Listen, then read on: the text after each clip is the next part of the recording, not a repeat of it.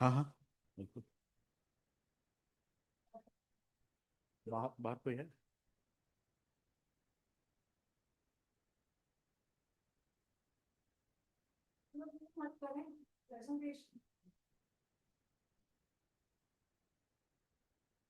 Alvi? Okay. I don't know, do we have anybody left back in the canteen, Abhi or Sukanya, or is everybody here? Okay, we'll begin. Slightly late, but yeah. Once again, a very warm welcome. There are a few people from Delhi who have joined us today in the morning.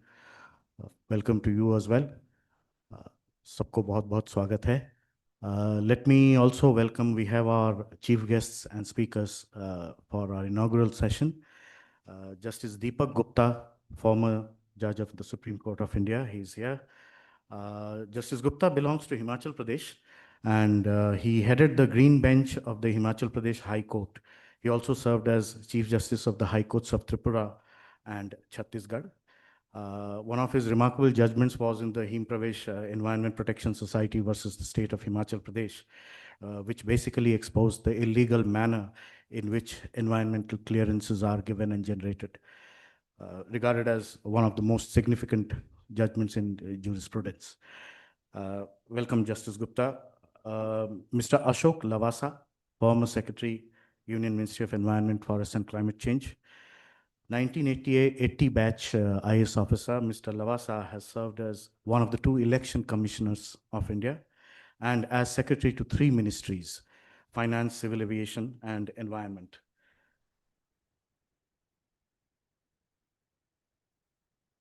He also served as the vice president of the Asian Development Bank. Mr. Lavasa, a very warm welcome again, sir, to you. I don't see, I think Mr. Liberhan hasn't reached yet. Right. So I'll just announce his name. So Mr. Raj Liberhan is going to join us in a little while. He's the chairperson of the CSE board and a very well-known management and financial guru. We also have Sunita ji, of course, with us, the driving force behind AD and CSE and everything to do with these 2 things. So Richard Mahapatro, most of you have met him, managing editor of Down to Earth. And thank you, everybody. We have people from CSE here. We have, besides you, journalists who are participating in this 2026 edition of Anil Agarwal Dialogue. We also have a substantial CSE presence here. Thank you and welcome once again. I will now ask Sunita ji to start your. Right. Okay. Yeah. Right. Yeah. So just just name and where you are coming from, what you are doing, perhaps.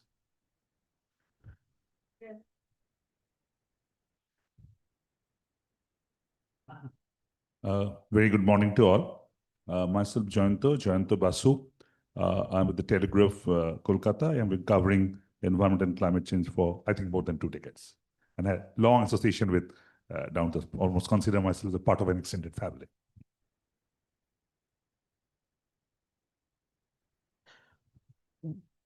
मेरा नाम संजीव गुप्ता है. मैं दैनिक जागरण दिल्ली में reporting करता हूं और लंबे समय से पर्यावरण संबंधी विषयों पे लिख रहा हूं.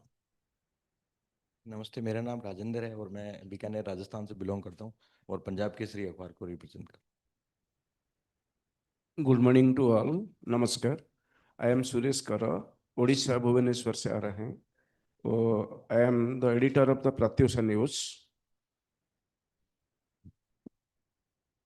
आई am Satyasundar Bhanja from Odisha Bhubaneswar.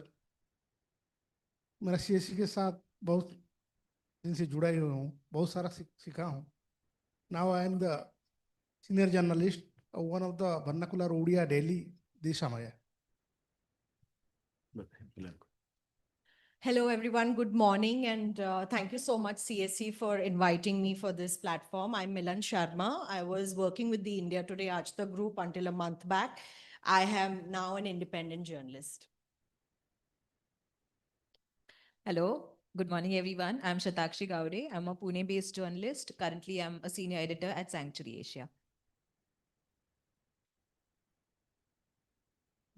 Good morning, everyone. I am Jaideep Devgharia, Assistant Editor, Times of India.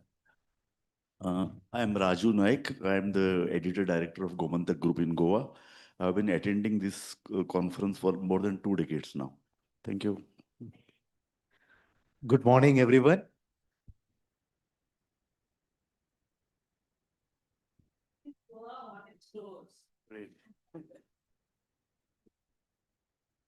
Good morning, everyone. I am Arindam Ghosh from Times of India, Jhansi. It's over a decade I have been associated with CSE, and it's a very cherished association with CSE. Thank you very much. Hello, I'm Shailesh Malode. I'm program head Akashvani Mumbai as well as Nashik. I have been associated with CSE for more than 17 years. I was twice their media fellow regarding the coastal concerns of India and other. Thank you. Hello, मेरा नाम मलकुल नीताम है। मैं छत्तीसगढ़ के बस्तर से हूँ और मैं दैनिक भास्कर के लिए काम करता हूँ। मैं सुनील कुमार छत्तीसगढ़ के अखबार छत्तीसगढ़ नाम का है उसका एडिटर हूँ और मैं पिछले 2 साल से यूट्यूबर भी हूँ। मेरा नाम आलोक पुतुल है और मैं इंडिपेंडेंट जर्नलिस्ट हूँ, मूलतः बीबीसी के लिए काम करता हूँ।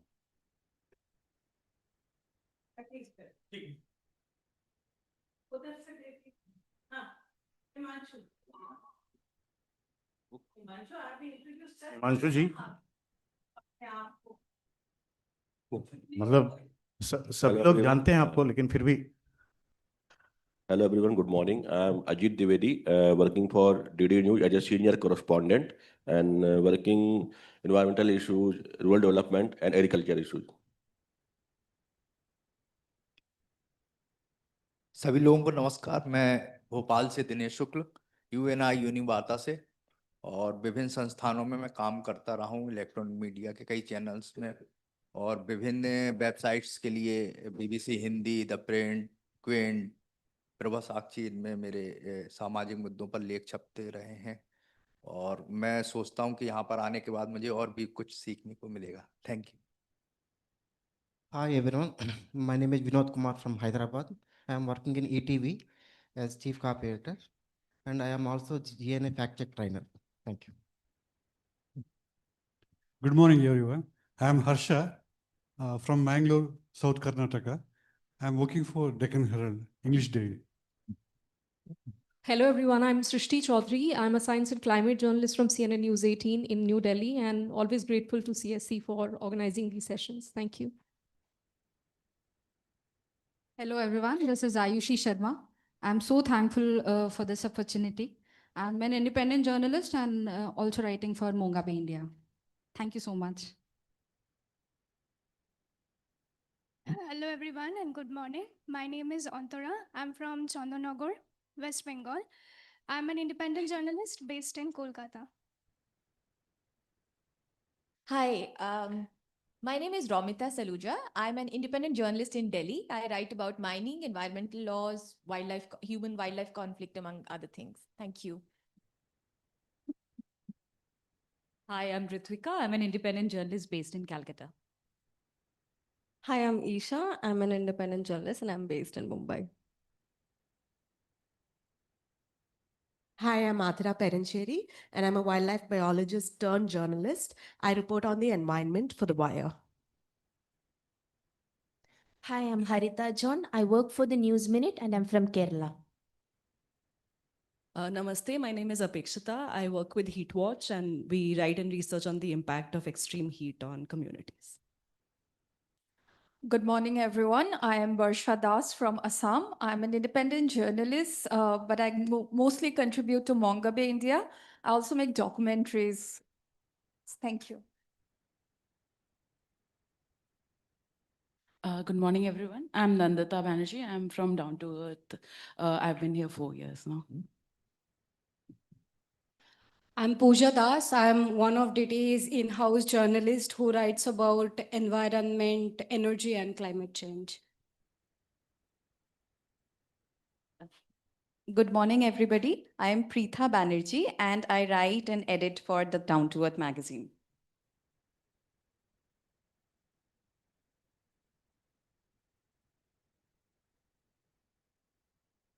दूसरा दे दो। Good morning, everyone. I'm Shayantani. I'm from Assam. I write on gender, climate, health, etc. Thank you.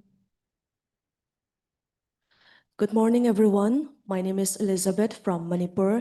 I work as a news anchor as well as reporter. Thank you. Hello, I'm Sohan, working with Dainik Bhaskar Bhopal. नमस्ते मैं सयाली मैं भोपाल से हूँ और freelance journalist हूँ thank you Hello everyone, my name is Steffi. I am from Pune. I work for the Times of India. Hello, good morning to all of you. I'm Insha Shirazi and I'm from Kashmir, working as an online editor at Rising Kashmir. I write on health and environmental issues in Kashmir. Thank you. Hello, I'm Milind Vatve. I'm an independent. I will talk to you in the afternoon today. Namaskar, I am Aurup Sandelo. I am from Guwahati. I am working with Dainik Assam as a senior staff reporter. Thank you, CSE, for giving me the opportunity. My name is Harsh Kashiv. I have come from Ahmedabad, Gujarat, and I'm an independent journalist. And actually, I had done my first internship with Down to Earth magazine. Hello, everyone. Thank you for the opportunity. This is Sam. Mic is not working. I think just Hello. get that on. Yeah, please. Hello. Thank you for the opportunity. This is Samiksha, and I'm from Bareilly, UP. Till last week, I was working for Dainik Jagran, covering health for digital, and right now I'm figuring out what's next. So, thank you. Hello, good morning, everyone. My name is Marina Dai. I'm from Arunachal Pradesh. I cover Northeast, and currently I'm a mentee of Asian College of Journalism in collaboration with Interlink Germany. Thank you. Morning, everyone. Myself, Atul. I'm working with The Wire as a multimedia correspondent, Delhi based. And I'm also mentee of the Climate Change Media Hub, which is run by ACJ and Interlink Academy, Germany. Thank you so much for this opportunity. Yeah. Hello, good morning, everyone. I'm Arjuman Wani. I'm from Kashmir and I work for the Greater Kashmir. Thank you. Hello, this is Subha from Tirunelveli, Tamil Nadu, and I'm working for Network 18 and for Pari Network. Hi, my name is Amita Balachandra. I'm from Mumbai. I am an independent journalist and a documentary filmmaker. Thank you. Hi, my name is Natasha Rego. I'm based in Mysore and I'm an independent journalist. Thank you. Hi, I'm Shraddha from Bangalore. I recently completed a fellowship with Mongabe. Hi, I'm Rajiv. I'm based in Madhya Pradesh and I write independently. सभी को मेरा प्यारा नमस्कार। मेरा नाम है प्रेम कुमार और मैं रहने वाला हूं मंझौल बेगूसराय बिहार का और as a correspondent DD news और पीटीआई के लिए काम कर रहा हूं। शुक्रिया। नमस्ते, मेरा नाम अवनीश कुमार है। मैं द क्विंट में मल्टीमीडिया जर्नलिस्ट हूँ। Thank you. आप सभी को नमस्कार। मेरा नाम आकाश है और मैं नालंदा बिहार से दूरदर्शन के लिए संवाददाता हूँ। इसके साथ ही आकाशवाणी पटना में मैं कंपेयरिंग करता हूँ। Thank you. Hello, everybody. My name is Rachna Verma and I'm from Himachal Pradesh and I cover fragile mountain ecosystem. Thank you. Hi, I'm Divya. I'm a multimedia journalist and a documentary filmmaker. I was with Outlook India up until 2 weeks ago. Now I'm a freelance journalist. Thank you.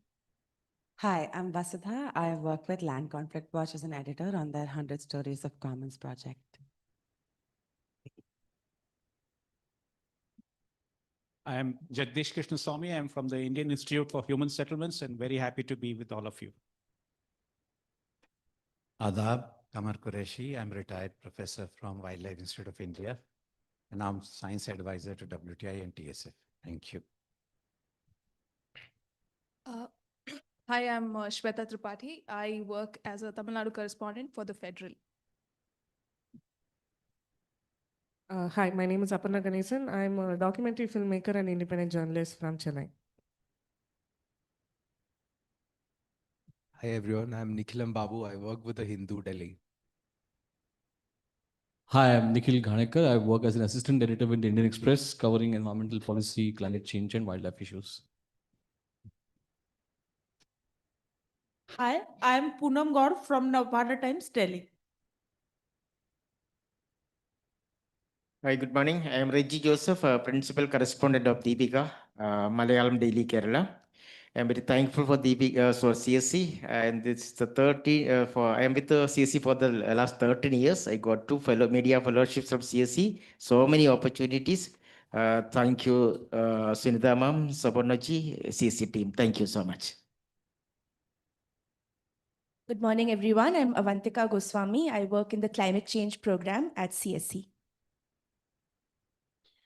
Good morning. My name is Rajendra. I am from Kerala. I am working as the senior editor of Kairali TV. जय जगन्नाथ, नमस्कार। मैं नीलिमा प्रियदर्शनी हूँ, ओडिशा से belong करती हूँ, भुवनेश्वर से, और मैं leading news channel Argus news में काम करती हूँ, जहाँ पे पर्यावरण एक चुनौतियाँ बन चुका है। वहाँ पे सीएसई अपनी नीति, अनुसंधान और जागरूकता को लेके वास्तविक परिवर्तन कर रहा है। तो मैं सोच रही हूँ कि sports, environment, women related issue और पॉलिटिकल इशू के साथ साथ मैं क्लाइमेट चेंज और एनवायरनमेंट के ऊपर भी रिपोर्टिंग करती हूँ। आशा करती हूँ यहाँ से जो सीख के जाऊँगी आगे उसके ऊपर रिपोर्टिंग करेंगे। Thank you very much. नमस्कार, मैं छवि अवस्थी हूँ, दैनिक भास्कर राजस्थान की स्पेशल रिपोर्टिंग टीम में एक सीनियर रिपोर्टर के तौर पर कार्यरत हूँ। धन्यवाद। सभी को नमस्कार। मेरा नाम प्रीति जोशी, मैं भी दैनिक भास्कर से हूँ, भीलवाड़ा रीजन से हूँ, senior journalist. Thank you. Hi everyone, I'm Anju Sharma, and actually this is a hugely emotional moment for me because it was in 1994, the weather was similar, that I first joined CSE, and that was my start of my career. And I cannot tell you the tremendous impact that it's had on my life. And this is the first time I'm coming here. That image you see of Anil is so familiar to me. Seen him working like that so often. So it's really a huge pleasure to come here and see that, other people are learning, other people are going down the path that I've been. Thank you for inviting me, Sunita. Thank you. Good morning. I'm Benito Muller, professor at Oxford University in England. I'm with Anju. Hi, I'm Chitra Gopalakrishnan. I joined the same time that Anju did, and I'm so glad to see how much CSE is still doing what it has been doing, and with the same vigor and vim. And thank you for having me over, Sunita and Suparno. सभी को प्यार भरा नमस्कार। मेरा नाम अतुल पोरवाल है। मैं bureau in charge हूँ राजस्थान पत्रिका चित्तौड़गढ़ से। Good morning, everyone. My name is Joel Michael, and I'm from the Down to Earth multimedia team. Hi, I'm Vibha Varshne. I work on biodiversity and food at Center for Science and Environment.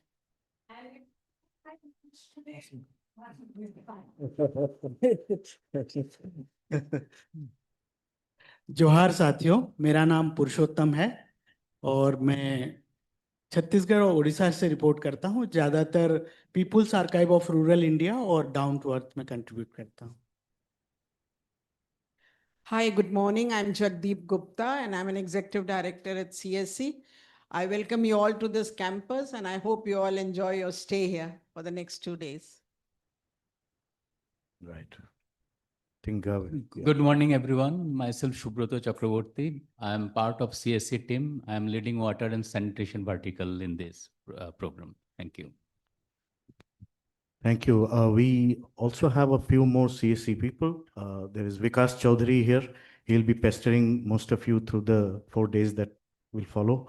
And why don't you introduce yourself? Yeah. We don't. Sunny is there. Of course. Hello, everyone. I'm Sunny Gautam. I work with Down to Earth Multimedia. So, thank you. Oh, of course. How can I forget? Madam, आप इधर आ जाइए. Sukanya Nair, you have all been in touch with her. Yeah. I work with CSE's media team and I'm the one with that annoying messages all the time. Right. Thank you so much. Thank you, Anju, Chitra, to join us today. It's a real pleasure to have you here with us. Sunita ji, can I now ask you to take the...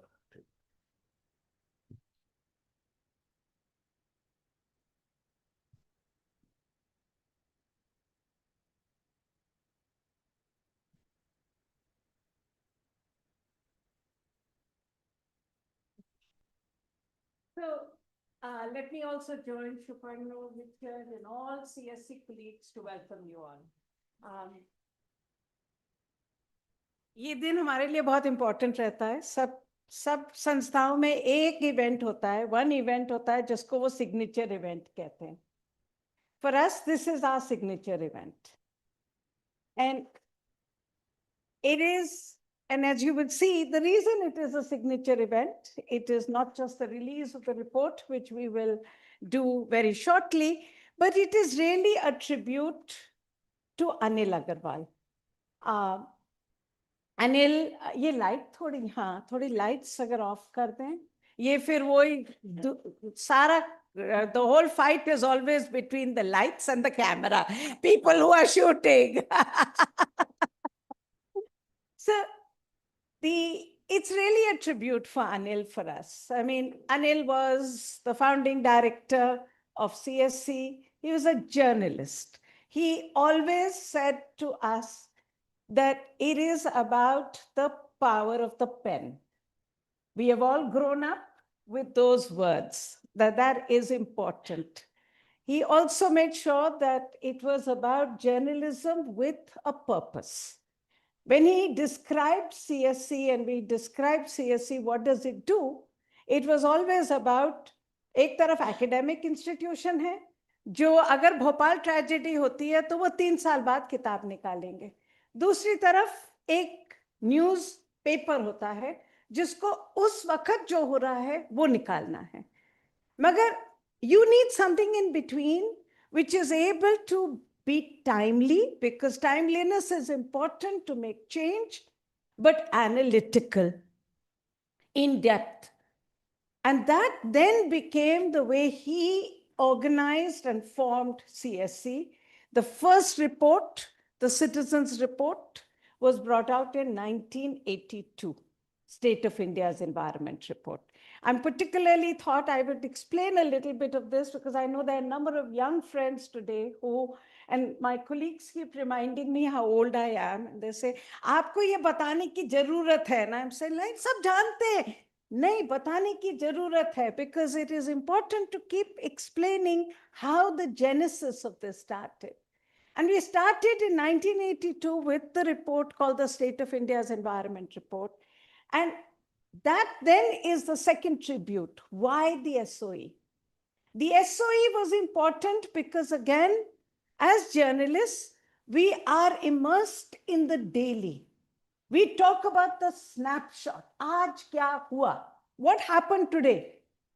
But you need something that puts together the big picture.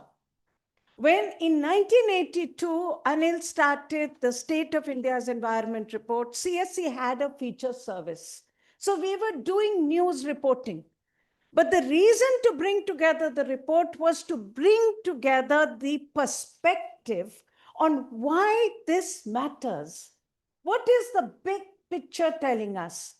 And that report told us that it was about environment and development going hand in hand. There was no division between environment and development. Because in that report in 1982, the first time we understood environment was a survival base of people. Without the environment, there is no development. So there is no controversy between the two. And that came out of that report. So the SOEs have become and continue to be, to me, the most important way for us to understand more than the news today. And it's also a tribute to all of you, this event. This event is our, as I said, our signature event. We could do a meeting in Delhi or in Tijara, bring everybody as everybody does, and do a meeting, a workshop, very important. For us, building a community is important. And we believe, and that goes back to the history of CSC, we believe that you are change makers. You write, and the more you write with information, with perspectives, with background, you will make a change in society. So building the community is our job here.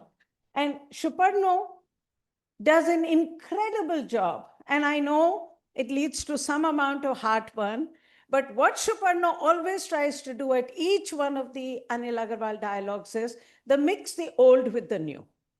So today you will have Suparno in your data, in your network, what, 3,000? 4,000 media professionals. Now, we know the state of media, uske baare mein rone ki koi fayda nahi hai. It is what it is. But we can still make a difference. And even today, when I was hearing, I don't know many of you, the effort here is to bring many of you to this event so that you can stay connected to us. And it's also an opportunity for you to meet your peers, because there are a number of people here who have spent their lifetime doing reporting, writing on these issues. So it's a community building exercise that we do. So that's why it's so important that you came, and again, welcome. And thank you for coming. And we're really hoping the next 3 days for you will be very useful. So given this, I also wanted to take my time with you today, and I have some time in the evening again. I wanted to spend time to tell you what is happening in our world, but also I wanted to give you a perspective on what needs to be done. I can give you a litany of problems. हम सब problem के बारे में हर रोज report कर रहे हैं. इंदौर में तो पानी की समस्या है, यमुना तो मर गई है, deforestation हो रहा है, कहीं पर पेड़ कट रहे हैं, वो सब हम लिखते हैं हर रोज. But उसका perspective क्या है, उसको जोड़ के क्या निकल रहा है? That's what I wanted to spend some time talking. Also because in today's AI world, we have a surfeit of information. You feed in anything into Gemini and it will write your report for you. But what you don't have is analysis. You don't have a perspective. What does this mean? And without that deep understanding on what's the politics of what we are looking at, politics not in the party politics sense, not in the electoral politics sense, but the societal politics. What are the solutions that we are looking at? I don't believe we will be able to build the next generation of environmental action. So this is really what we want to spend the next 3 days doing with you. We have crafted, and really it's between Richard and Suparno and Sukanya, of course, crafted the Anil Agarwal Dialogue this year very carefully to give you not just information, but to give you both knowledge, but also perspective. And my job this morning is to share some of that with you. So firstly, I think for all of us who read papers, and aaj subah bhi jab padh ke State of Union report of Mr. Trump, या कल सोच के कि आज तो Iran पे attack हो जाएगा, या परसों सोच के कि वहां पर सुप्रीम कोर्ट ने ट्रेड वाला बंद कर दिया, हर रोज के पेपर में एक नया ड्रामा होता है. मगर ये याद रखिए, this is we are living through what I call the time of disorder, disruption, and discord. This is a very different time of the world. And the big question we have is, what will come out of this disruption? What will come out? What can be reborn out of this? And this is where our knowledge is needed to say, how can we rework our development strategies in this disrupted world? Because we need resilience and we need sustainability. And the other big learning that we have had, and Justice Gupta's introduction by Suparno was not quite the way.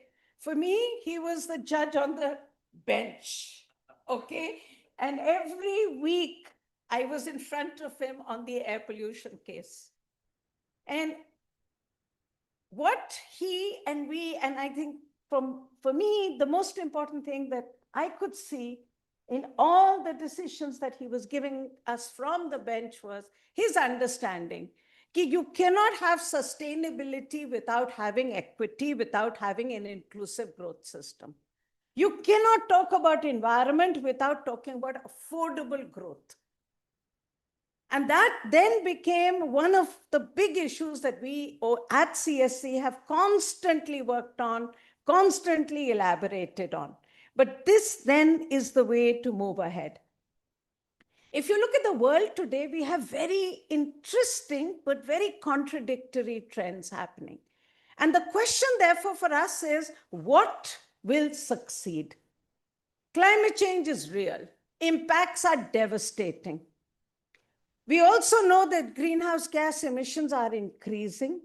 We also know with the coming of Donald Trump, there is no doubt that there is global hesitancy in moving ahead at the scale and speed needed.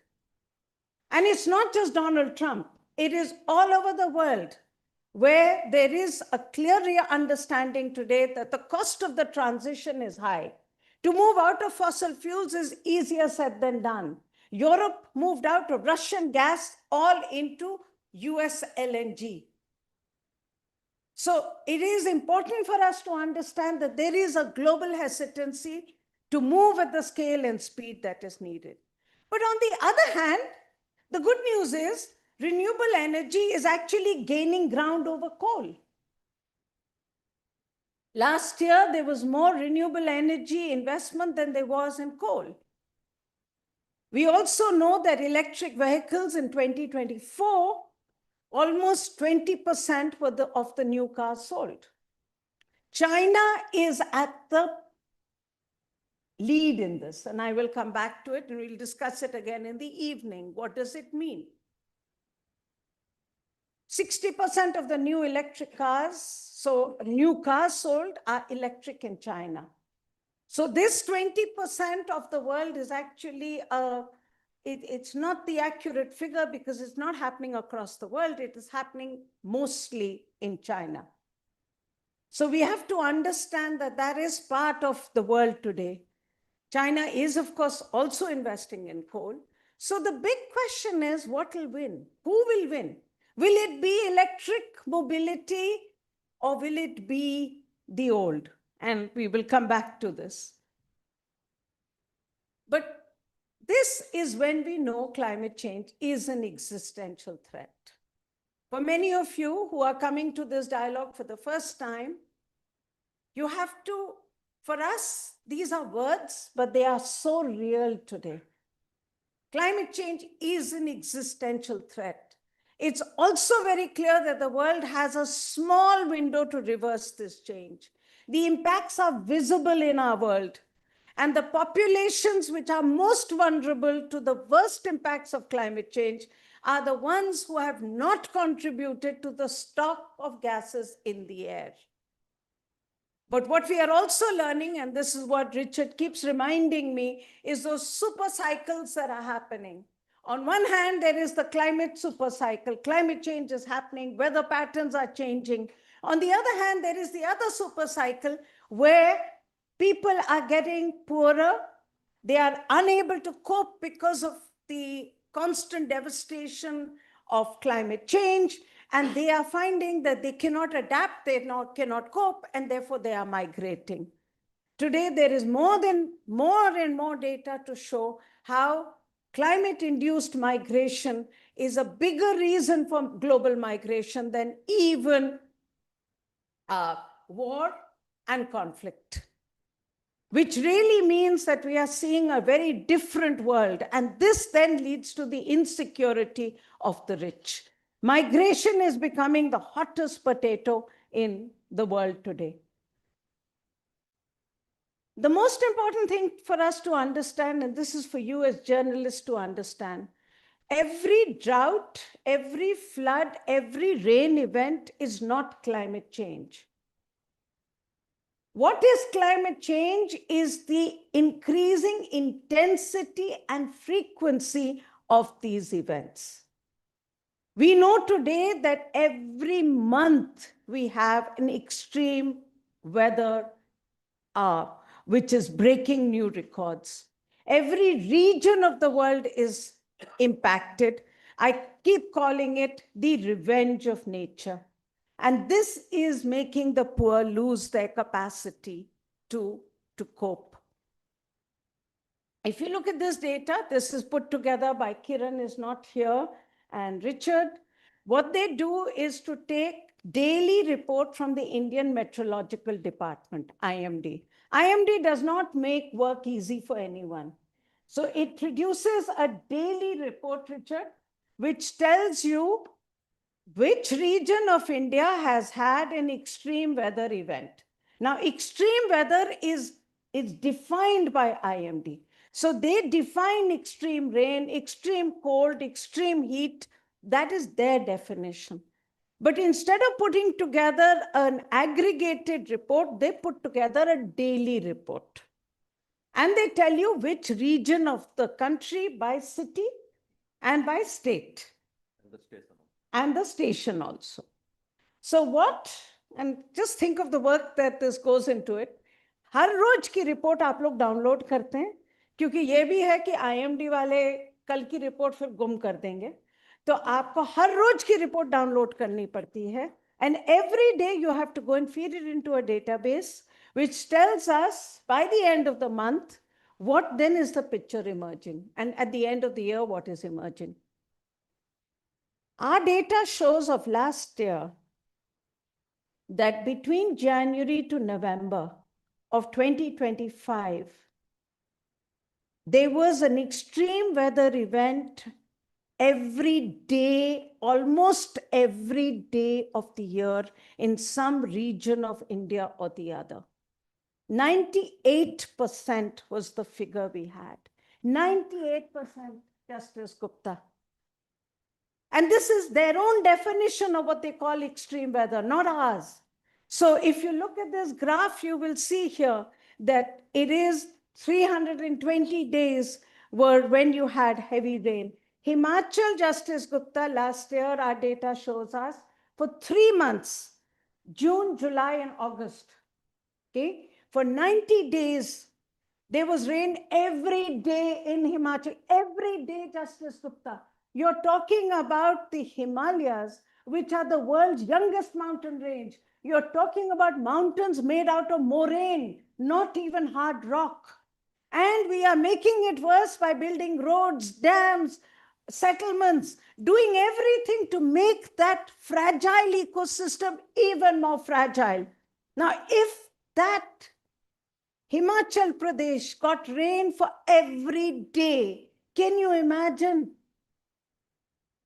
Mountains don't have the ability to hold the water. We had the kind of devastation we have seen in Uttarakhand, Himachal, Jammu and Kashmir this last season, we have never seen before. And we have to understand that this has huge implications on infrastructure. Roads are washed away, schools are washed away. The images of landslides coming in the Himalayas was, you got this landslide and whole village was swept down. So you are really talking about a complete change happening because of climate change. If you look at these maps, they're available on our website in the thing. Richard and his colleagues plot the heat wave, the heavy rain and flood, and the lightning. The only data I would tell you to be very cautious with is the data on death. We don't have good data on death. And so we take this data from the Ministry of Home Affairs. Ministry of Home Affairs puts together the data separate from IMD. Now, there is no system in the government which is actually putting this loss data together. And you know, the most favorite word of state governments is everybody loves a good drought. So there is always a tendency to make the drought, the loss figure higher.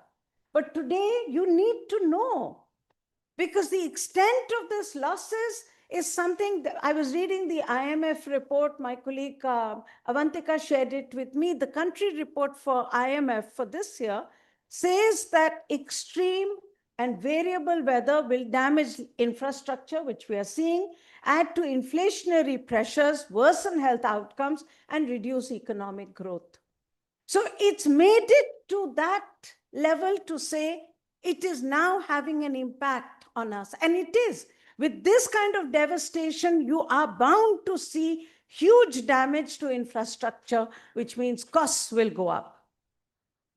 There's data in the State of India's Environment Report on the regional hotspots which has been observed. And I wanted to show this because all of you come from these hotspot regions. We have the Himalayas, we have the Indo-Gangetic Plains, we have Sundarbans, we have Central India, we have Southeast India. You have different reasons why these things are hotspots. The seas are getting warmer. And as they get warmer, you will see more cyclonic activity. So you have to understand there is no, climate change is not about ek jada barish hui ya jada garmi padi. It is about the fact that weather today is the most globalized creature in the world. In fact, today in the morning, we were discussing, Kamar and Jagdish and I, about the Western disturbance. You hear about the Western disturbance all the time if you live in Delhi. Hui, nahi hui, hui, nahi hui. What is the Western disturbance? These are winds coming over the Mediterranean to hit us. Those winds are being impacted by the Arctic region and the warming of the Arctic region and the changes in the jet stream that are happening in the Arctic region. They are destabilizing, changing the Western disturbance. So our data is showing us now Western disturbances are coming when they never used to come during the monsoons. They're not coming when they should come during the winter period, which would bring important rain to us and snow to us, which is why, if you look at it this year, the Himalayas have hardly had any snow. This has been the last snowfall. The last Western disturbance has brought snow now. I was walking around our campus and you will notice one thing. The mangoes don't have bore. Bore pool nahi hai abhi, mango par. This is, the mango should have had flower by now. Doesn't have flower right now. The changes in the seasons we are seeing. We are seeing literally Delhi has gone from peak winter to peak summer. We don't have a spring anymore. We are going to see this more and more, and we need to understand the impact on the human being is going to be the impact on displacement. This data, again from the SOE, tells you, carefully pulled out data in terms of what is the level of internal displacement that is happening in India. Now, I just want to briefly touch on this, not my major point, but I just want to give some of the new people here an idea why climate change has really become the most difficult issue for the world to resolve. Because the gas, which is carbon dioxide, has a very long residence time in the atmosphere. So what you emitted 150 years ago still lives in the atmosphere. And there is a budget, which is the budget to keep the temperature below a certain temperature rise. Now think about it. This pie diagram gives you that budget. If in this budget, those gases emitted from 150 years and then emitted and emitted and emitted are filling it up, there is little space left then for the rest to grow. So if you look at that pie diagram, the orange there are all the old countries which have already emitted carbon dioxide into the atmosphere. That was their budget till 2019. If you look at it till 2030, they have taken over whatever remaining space there has. The only newcomer there is China. China was 13%, it is going to go up to 16% of the budget. India remains at some 3 to 4%, and the rest of the world from 13 to 24%. The reason why this is important is that the poor in the world can't be wished away. They need space to grow. And this is why the many wars that we are losing, we are beginning to lose more and more. The one war of nature, which I've already talked about, we are losing the war with nature. We are losing it, and we are moving towards an existential crisis. But this is getting complicated today, and we will talk about it this evening much more in depth. The real complication today is the geopolitics between not just the countries, but between technologies. So when you read about Greenland and when you read about all the other wars that are happening, you need to understand it's the fight between the petrostate, the old countries who had petroleum as their major reason for moving ahead and continue to do so, and the electrostate, which is China. And it is a complicated issue because China today is so dominant.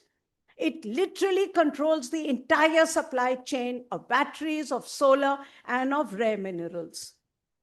And in the last, it has also shown us that it can weaponize this. So given that, it is a serious question today and an unresolved question today. How is the world going to move ahead? Who is actually going to win this? And we don't know. But it matters to us.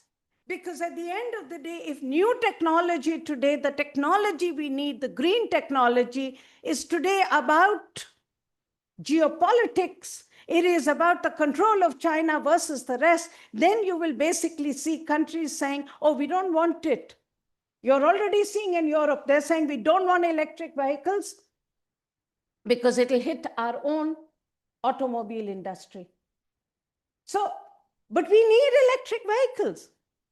So this is really going to be, and we'll talk more in the evening. We have a lot of time in the evening. I want to expand on this because it's an obsession of mine right now. And a lot of my colleagues and I, we've been working on this. Iska kya hoga? Kaise hoga? How will you move ahead given this situation? But I want to talk about, so what do we do? Climate change हो रहा है दुनिया में, हमारे ऊपर बहुत बुरा असर पड़ रहा है उसका, ये हम सब जानते हैं. हम लोगों को बताने की जरूरत नहीं है कि क्लाइमेट चेंज एक रियलिटी है.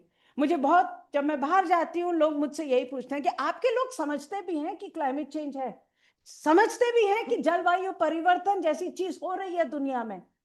और मैं बार बार उनसे यही कहती हूँ, अरे भाई, हमें पढ़ाने की जरूरत नहीं है, हमारे लोग समझते हैं क्योंकि वो जी रहे हैं, उसका एहसास उनको है. उनको गर्मी समझ आ रही है, उनको सर्दी दिख रही है, उनके हमारे फार्मर्स को आज बाढ़ दिख रही है और सूखा दिख रहा है, सब दिख रहा है अपने आंखों के सामने. कोई किताब हमें पढ़ने की जरूरत नहीं है. सवाल हमारे लिए है, and the question we have is, given the fact the world is not moving, what do we do? What is it that we do? Do we wait? What do we do? And my argument, and this is the perspective I want to share with all of you, our argument at CSE is we cannot afford not to act. And the reason is we need to do it for our sakes. I'm not doing this for climate change. Climate change का benefit co-benefit है. हमें करना है अपने लिए. हमें साफ पानी चाहिए, हमें water security चाहिए, we need livelihood security. This has to be our question. We need to take ownership over the environmental challenge. And I'm saying this in particular because I am worried. I am worried that the global hesitancy that I'm seeing over climate change will come to India as well. And I'm worried that we will step back on action. And the reason we cannot afford to step back on action is because this is not about climate change. This is about actions that we need to do for our own interests.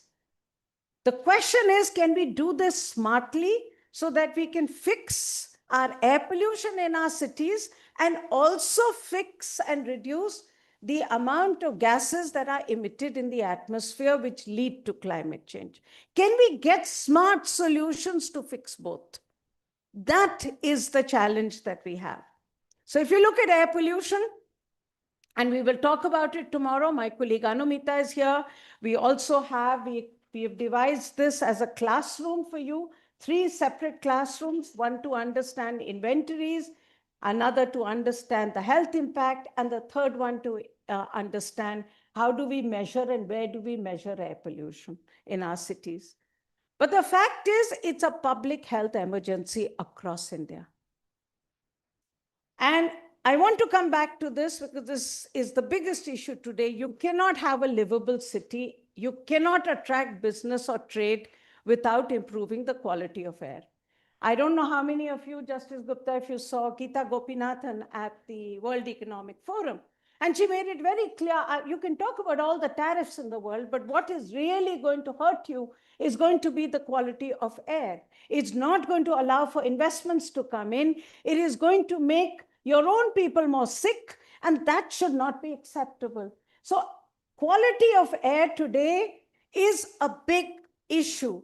And it is not just in Delhi, it is going to be an issue across India. So let's be very clear about this. This is not something that we can escape from. We also know that the sources, what the sources are. Because I'm saying this because as journalists, you must stop letting politicians ask this question every winter season. अरे अभी तो हम research करेंगे, अध्ययन करेंगे पता करने के लिए कि इसका कारण क्या है. अरे भाई कारण हम जानते हैं, एक्शन की जरूरत है. एक्शन करिए और जितना आप एक्ट करेंगे उतना ज्यादा आपको समझ आएगी, फिर आप और करते रहिएगा. मगर ये जो आप बैठे हुए हैं पता करने के लिए, इस विंटर तो हमने टेरी को रिपोर्ट दी, अगले विंटर हमने किसी और को दी, हम लोग करते रहते हैं अध्ययन. And that's the reason I want, and tomorrow's session should help you to understand from people who do these inventories what is it science is telling us. Well, what is very clear that vehicles are top. Okay? Do not let anyone tell you कि किसान के कारण दिल्ली की हवा दूषित है. दिल्ली की हवा दूषित है क्योंकि हमारी गाड़ियों की संख्या इतनी बढ़ गई है कि अगर साफ गाड़ी भी हम लाते हैं और वो बहुत साफ है आज की गाड़ी, मगर हम 10 गाड़ियां लाते हैं, तो अगर आपने 10 गुना गाड़ी को साफ किया, एक गाड़ी को आप 10 गाड़ियां लिया है, तो उसका जो आंकड़े हैं वो तो आपको समझ में आ जाएंगे ना. तो ये बहुत जरूरी है हम सबको समझने के लिए. And we will do today and tomorrow you will have more time to get into this issue of industry and thermal power plants.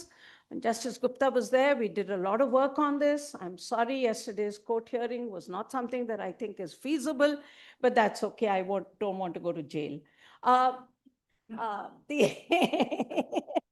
I'm being wise in my old age, Justice Gupta.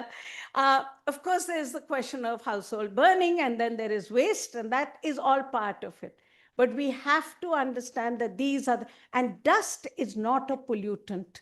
Dust is only a pollutant when it gets coated with the emissions from combustion. नहीं तो फिर आप कहते हैं कि राजस्थान में सबसे ज्यादा pollution है, आप कभी नहीं कहते. So we have to understand the science of pollution. So the big issue for us and the perspective that we have to take forward is the solution for us is reinvent mobility. Move people and not vehicles. We need to reduce the number of vehicles on the road. And this is particularly important for you to understand because I keep hearing the word electric vehicles. I don't think electric vehicles are the answer to our problem. And I know many of you will jump on me on this. The reason is either you do a fleet transformation, all diesel cars are removed and moved to electric, as we did with CNG. Otherwise, you add more cars on the road, it adds to congestion. And as you add to congestion, you add to pollution in any case. So what you need to talk about is not electric cars. You need to talk about electric mobility. It's about moving people, not cars. So electrification of the metro system, electrification of a light rail system, electrification of your taxis, electrification of your auto rickshaws, it has to be part, your electrification agenda is a mobility agenda. My colleagues talk about Kochi.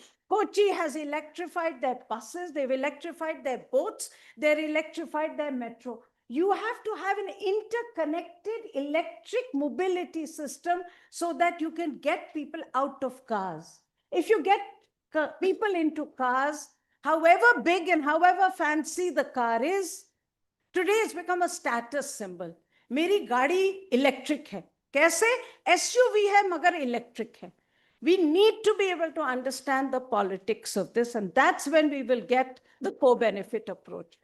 This is a survey Down to Earth did last year, and I would really encourage you people to look at this. Many of the people here would have even reported for us. Ashokji, what we did was, 56 cities of India? 56 cities of India, we had a simple question: how do people move? And what is fascinating from this data is that if you look at this data, even today, you look at the last two bars, even today, the bulk of India is on NMT, which is non-motorized transport. What is non-motorized transport? It is bicycle, walk, and that is non-motorized transport. That is the bulk of India. If you take sub-million cities, million-plus cities, metro cities, mega cities, all of them, even Delhi, the data shows the bulk of people, 40% of the people in our cities are non-motorized transport. Car population, and what is worrying is sub-million cities are moving from no to only cars. So this is what should worry us. The small cities are moving car-centric. So 18% of the people in sub-million cities are today car-centric, 19%. In Delhi, it is only 6.7%. 6.7% of the people in Delhi, which has congestion, no right to breathe, you're gridlocked in traffic, you have taken away every road, pedestrian area to fit in more cars, you have built flyovers. Only 6.7% of Delhi actually, no, 6.4% of Delhi drives a car to go to work. The bulk is, of course, private transport, which is two-wheelers, 19%, 35%, 29, and 21. But the bus and the metro, look at it. It is the saving grace of Delhi today. Still, if this 20% was not on a bus or a metro, you would have, just think of the chaos you would have. Now, why I wanted to put this out to you is that just understand the possibility of reinvention.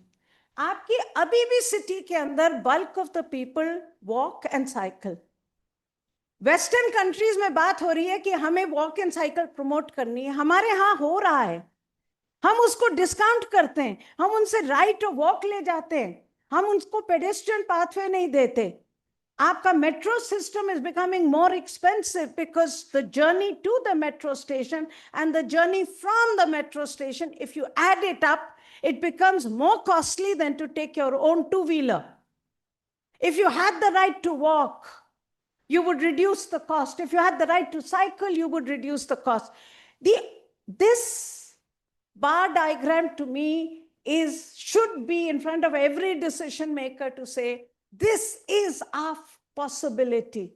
We can reinvent today. We don't have everyone in a car. We can actually make sure nobody needs to be in a car.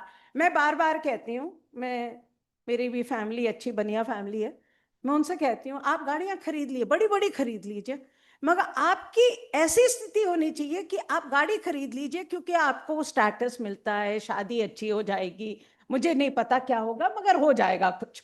मगर आप गाड़ी को बाहर मत ले जाने की जरूरत होनी चाहिए आपको.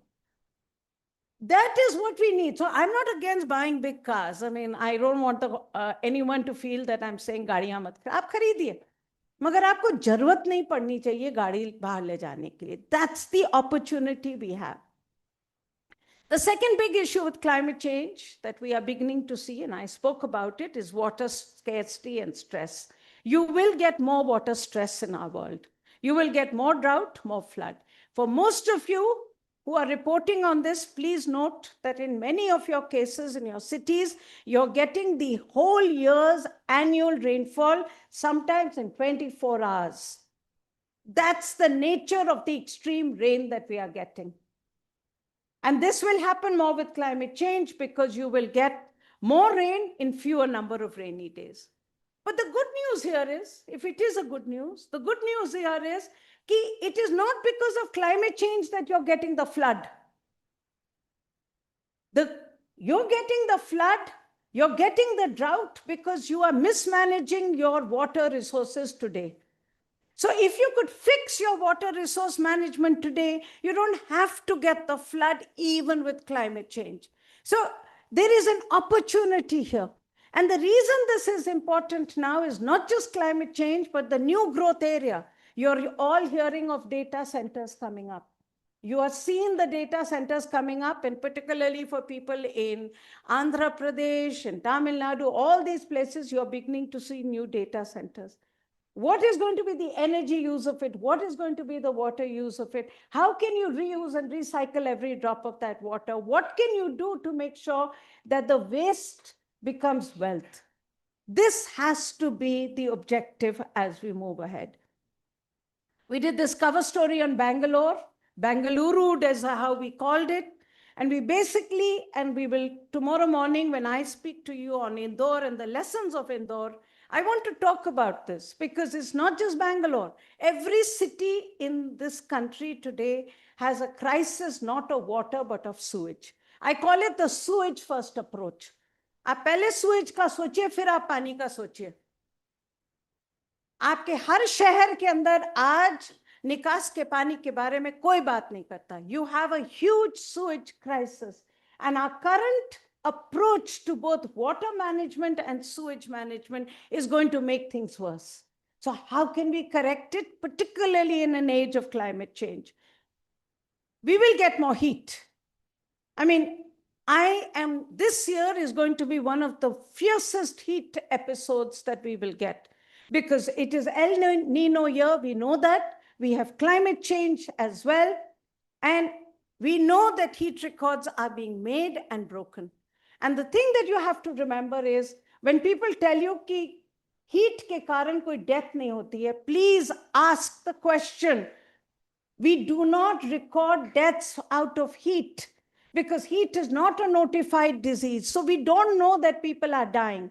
But my colleague Joel has just stepped out, and I think it was your colleague who went out last summer, not this summer, the summer before, when it was really hot. Down to Earth reporters went out to construction sites in Delhi.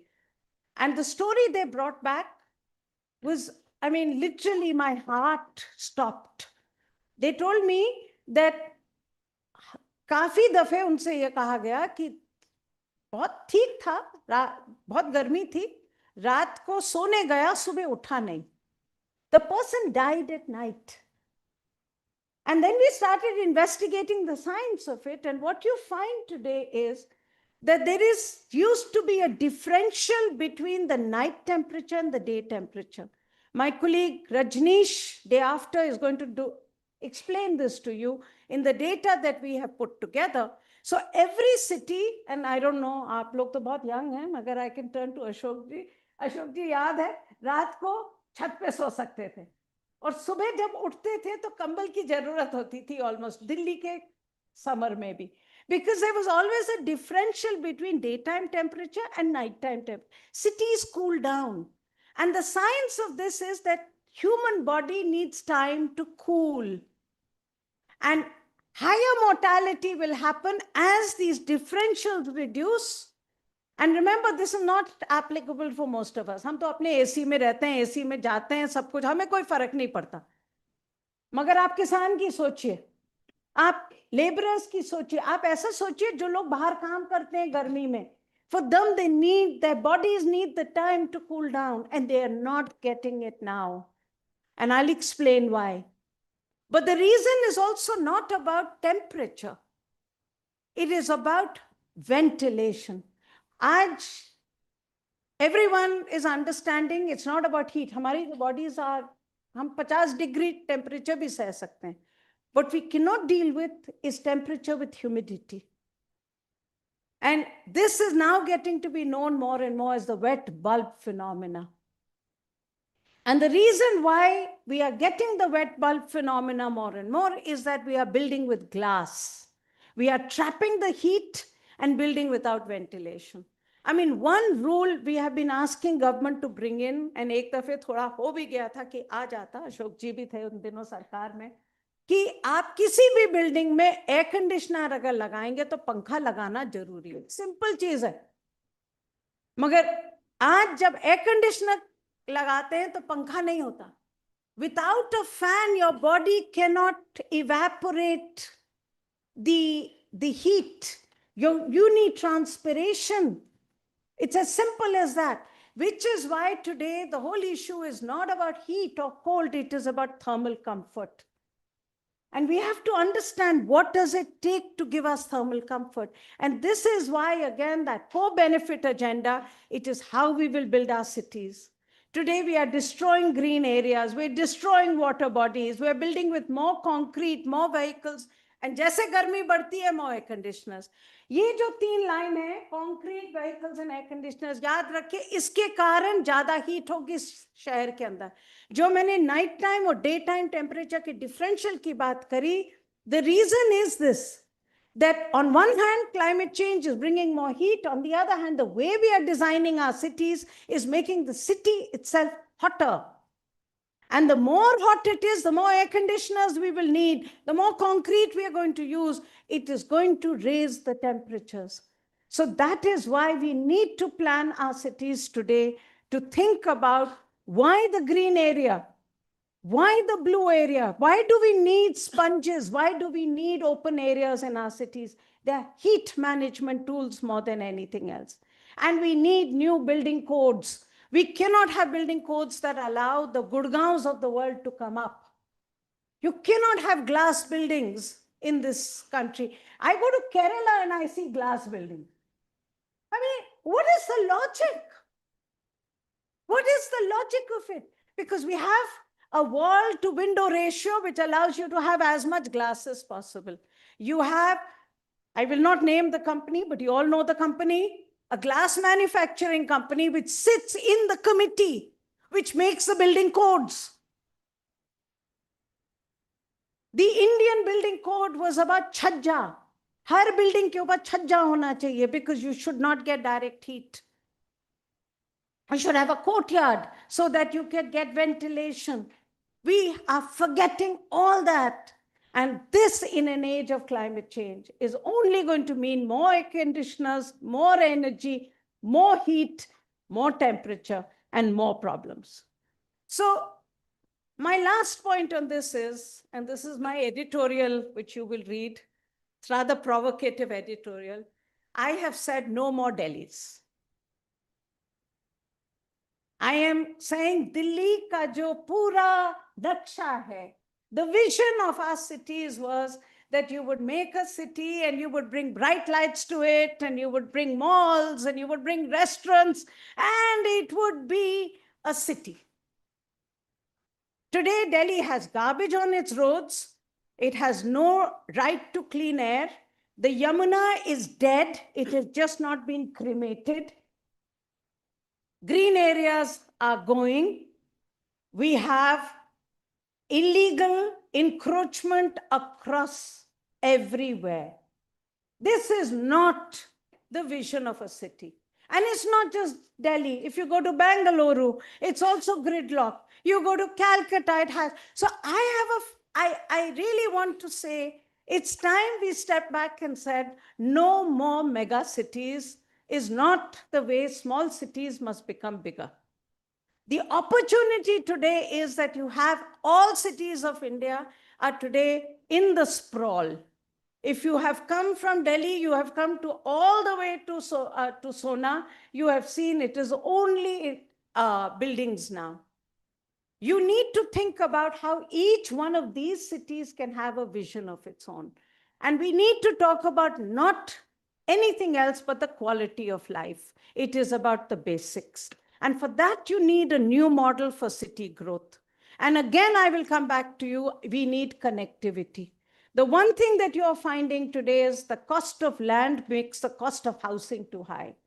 So what do the poor do? They go and live in slums, which is also the only land that is available is your green area. It is your river bank. It is your hillside area. Because those are public lands and they go and live in informal settlements there. What do the rich or the middle class do? They move out of the city. They go up to Sona over here. Every city is growing in its periphery. Now, the poor don't have the choice to go to Sona because there is no transport for them to bring them to the city. Their livelihood is in the city. The rich use cars to come to the city, which then leads to the traffic jam on the Delhi-Gurgaon highway. You can't go from Delhi to Gurgaon or Gurgaon to Delhi. You need a different model in which you can actually make sure that this integration happens.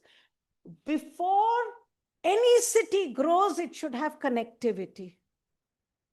And that is going to be absolutely clear. But the last thing, and this is a provocative thing, and I look forward to your comments on my editorial, I am saying you need a new generation of management for our cities. And I'm not saying this in empty words. I'm saying your populism, which is leading to anarchy, must go. We need to protect the livelihoods of the poor, but the livelihoods of the poor are not going to be protected out of the chaos and the mayhem that we are making our cities today.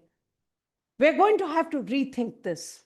And what then becomes the system of management is something we need to talk about. I mean, if you look at Lutai in Delhi, I never call it Luton's Delhi, I'd call it Lutai in Delhi.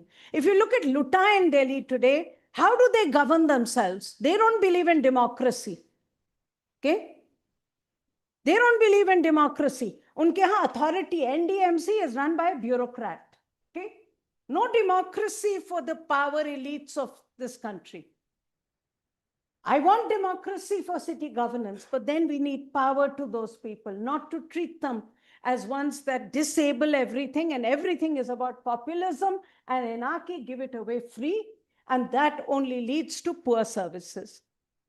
My last two, and we will discuss this further, is really about agriculture, how today our vision of agriculture has changed. If you look at all that is happening in the world, whether it's the soybean farmers of the US and their desperation to find a market, we are basically finding that the method of agriculture in which more money was spent for growing and increasing productivity has reached its limits. We need a model which will actually put money in the hands of farmers. And this is where CSE has been very clear. We are not in favor of organic farming.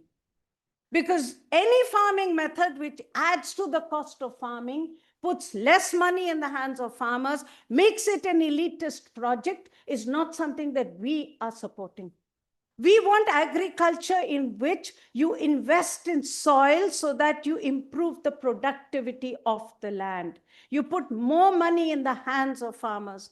One of the sessions, and I want you to point this day after you will hear, is my biggest passion right now, is the why do we need biodiversity? Today you will eat a lot of biodiverse food. Why do you need it? You need it because there is now more evidence that if you don't have biodiversity on the land, you will not have biodiversity in the soil. And if you don't have the soil microbes and the fungi having biodiversity, you will not have productivity. But what was very interesting now is that it's not about biodiversity needed for soil health, you need it for your gut health. So the gut biome is all about biodiversity as well. Hi, Raj, please come in. We already welcomed you and told everybody that you will be coming. Please come. No, not at all. So, you know, when you read about biodiversity food, please make these connections, because otherwise biodiversity becomes something, अरे हमें तो lab में जाके कहीं बाहर रखना है. नहीं, हमें अपने पेट के लिए biodiversity चाहिए. The more biodiverse food we eat, the better it is for the gut. And the gut determines the body health.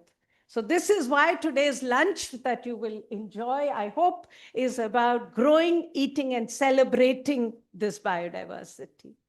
My last point is really about forests. It's a very controversial point. I never get a good audience on this. I spoke about 2 months ago, I went to Dehradun to speak to the forest probationers, this 2 classes of forest probationers. And I had a longer presentation on this, but I was talking to them about this. And their whole response to me was, Madam, aap to jungle katwa dengi. Because what I'm arguing now is that redefine the role of forests in today's economy. Today, the entire future of production is going to move towards localization. We need local natural wealth to be grown, to be taken forward. Forests is our natural wealth. And Justice Gupta, if I may, and not go to jail on this, I think the Supreme Court's entire action to say don't cut trees has actually led to a huge problem in our world. We need trees to be grown, to be cut, to be regrown. We need a wood-based economy. And this whole thing कि पेड़ के ऊपर राखी बांध दीजिए, अरे क्यों बांधे राखी पेड़ के ऊपर? हमें पेड़ चाहिए, but we need it to be part of the local economy. ये बहुत मुश्किल है समझाना और मेरे लिए बहुत मुश्किल है क्योंकि देखिए मैं 80 के दशक की हूँ. जब 80 के दशक में जब काम शुरू किया था तब deforestation was the big issue in India. We were the first to talk about how deforestation was destroying the forests of India. There was this beautiful NRSA map that we used to use of the amount of deforestation happening. We had this incredible bureaucrat at that time, T.N. Sheshan, who took it to another level to say, Forest Conservation Act, no tree will be diverted because unless you get the permission of Delhi. You have treated forests. At that time, maybe we had to stop deforestation. It was good to stop it. But today we need that pendulum has to swing back so that we can now move the forest towards productive use. You cannot keep holding the forest as just saying, mat kato, mat kato. If you go to foresters today, and my biggest challenge in Dehradun was trying to convince them that your job is to improve productivity. But to make sure, and this is the slide that I showed them, you look at where your forests are. The bulk of your forests are where tribals live. Percentage of your very dense forests, 73% of your very dense forests are where the tribals of India live. Your moderately dense forests, 60% are where the tribals live. Your task is to take that to the development of the poorest of this country. You have to make nature part of the economy, not barricade it, not say कि NTF भी नहीं छू सकते, कुछ नहीं कर सकते. You have to make it part of the economy. I can tell you, I was almost lynched in Dehradun. Okay, I mean, मेरे को lynch करना थोड़ा मुश्किल है, मगर there was no understanding. I was trying to explain to them, Baba, I am trying to give you a new career. Foresters are today now found not in forests, but they're found in where bureaucrats are. Okay? Every pollution control board, every other board. I mean, because there is no reason for forests. They're not part of our economic story. We need to bring them back to the economic story. It's a very tough message, and I know in the evening or when we have discussion, we will talk about it. The last point is here that we need to use these forests to build livelihoods for people. And the way our carbon markets are working today, that is not happening. So we need to build nature-based livelihoods. This has to be critical in the years to come. I have been writing about the dairy model as the Uber model. I have been writing about all this only because we are exploring these to say, how does smallholder production put more money in the hands of people? More money in the hands of people means more wealth, more consumption, right there. Last question is the question on energy, absolutely at the center of growth and climate change. The big and the good news for all of you is that renewable energy is no longer the question. We can do renewable anywhere. That's not a problem. It is a robust technology. But the problem is how to fit renewable into the grid. It is an intermittent source.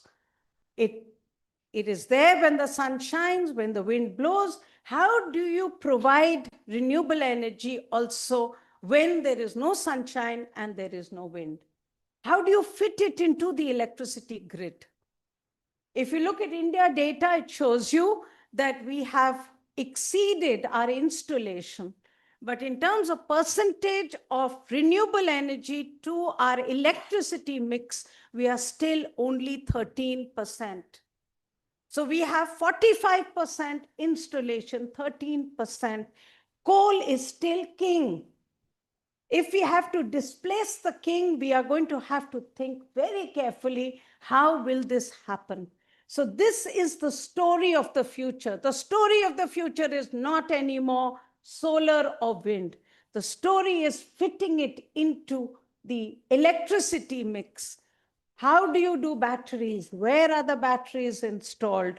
What happens? Those are the big questions of the future. But this is really the opportunity. The reworking of economics in the age of climate change. I am very excited. I know I do not have the right to be excited because I have, in a generation which has actually seen the destruction of our environment at a scale we have never seen before. But I'm still optimistic. I'm still excited because we need, and this is where I'm appealing to all of you, we need to provide that new visioning of what is possible, that we need to be able to build resilience through the green futures and put money in the hands of the poor so that they become consumers. Today, the United States, Donald Trump can dictate to the whole world because his country single-handedly consumes 36% of the world's household goods and appliances. 36%. We don't want that model. We want a model in which we can distribute wealth, put money in the hands of people, and therefore build resilience. Uber is about taking a car of everybody and turning it into a taxi service. Airbnb is about taking a house that you own and turning it into a hotel. It is not about building a new hotel. It is not about a brick and mortar business. We need to revisualize the Uber business in our world, the opportunity in our world. And this way, the great disruption can become the great opportunity. Thank you very much.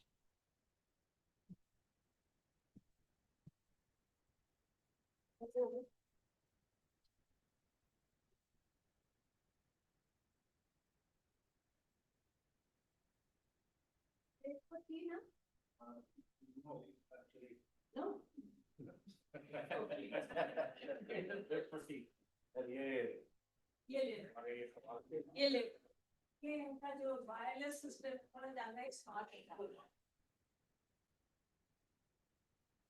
I was thinking we could do the official release of the book, the State of India's Environment Report. An official release is awaited, so we'll do the official release and then step out for chai. Chalega? Good. Ma'am. Sir.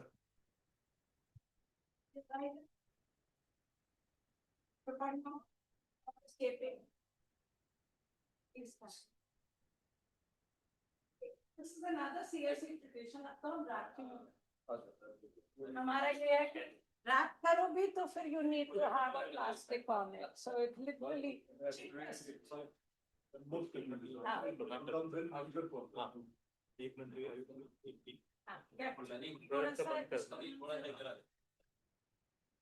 And maybe should we come out? Sunny. Thank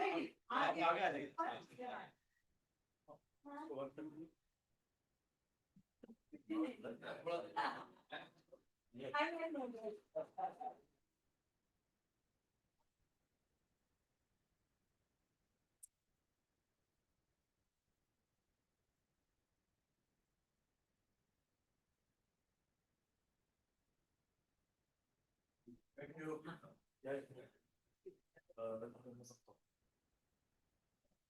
And I want to thank particularly Mr. Mahapatra. Can I take a minute, Shuparno? I want to thank Richard. You know, Anil started the State of India's Environment Report, and I have to confess to all of you, I did not have the courage to continue. It is single-handedly Richard. Okay? Single-handedly Richard, who has continued this tradition, who doesn't let it die. I'm very grateful. So thank you. Thank you.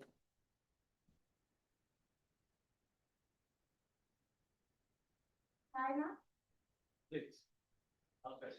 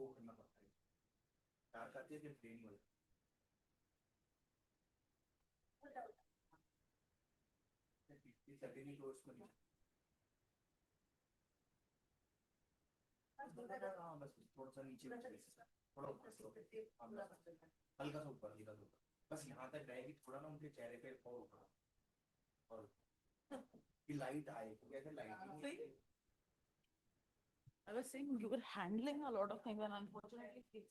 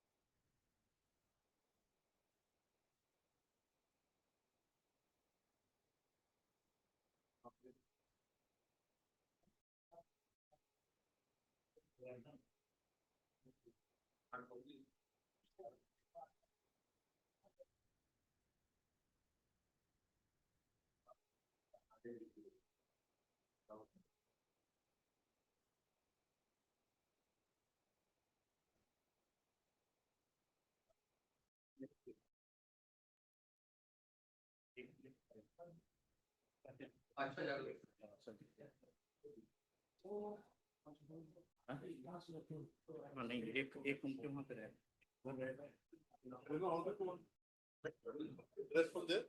whatever is comfortable.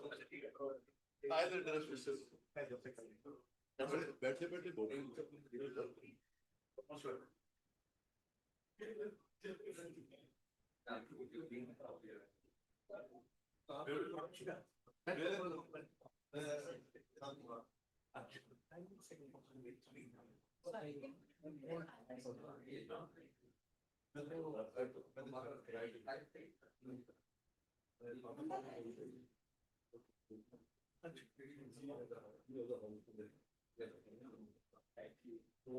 my mother-in-law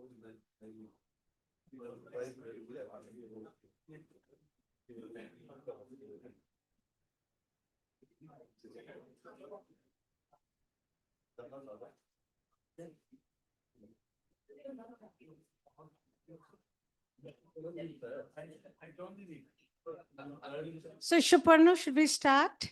So I now have a real pleasure to introduce and to ask two people that we hold in the highest of regard to give us their ideas on how we are going to move ahead. What have they seen and what do they see as the big issues that they want to bring? I told you about Justice Gupta. He was listening. I mean, for me, the experience was in particular when we were doing the air pollution case, but he can tell you of the number of cases. I remember bumping into you once in Himachal Pradesh. And just the thought that the judiciary has used and the importance of the judiciary in the environmental movement has been critical. We know that. But it's not just about the judiciary and environment. It's about the ability of judges to be able to listen, hear, and then be able to move ahead. And I think he's remarkable from that point of view. And we're very privileged to have him today. Ashok ji, and we go back, it was a very interesting story, I have to tell you. So we did a report on thermal power plants and the emissions from thermal power plants. And we did different states. He was Secretary Environment at that time. Now, I'm used to Secretary's Environment. Report bhej do, जब जाओगे तो खोलेंगे एक पन्ना पन्ना इधर उधर खोलेंगे. अब तो खोलते भी नहीं है. एक ज़माने में खोलते थे. और फिर थोड़ा बहुत सुन लेंगे. I went, and he will not remember this. He had read every page of the report. He had underlined different things. He quizzed me. We had some things wrong, which he did not let me get away with. And he actually, it wasn't just that.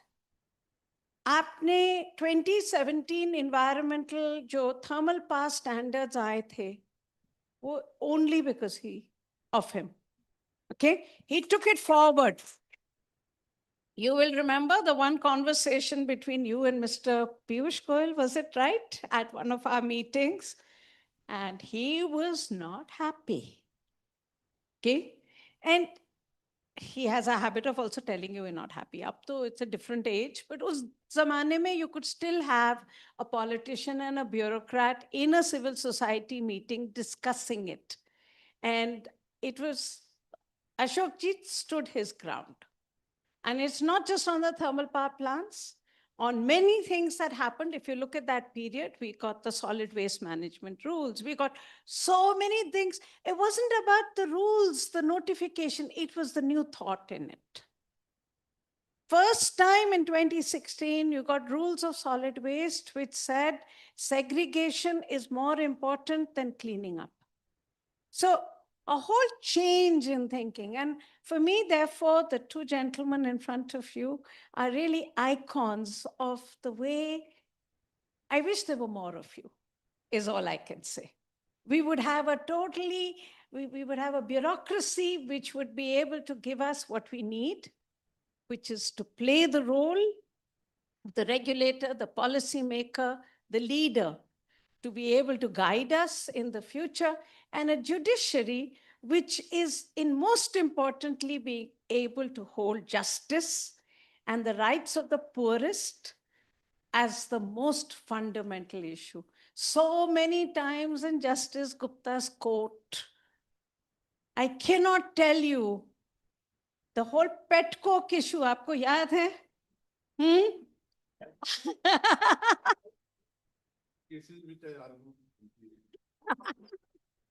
Then I have nothing further to say but to hand over the mic to you. Wherever.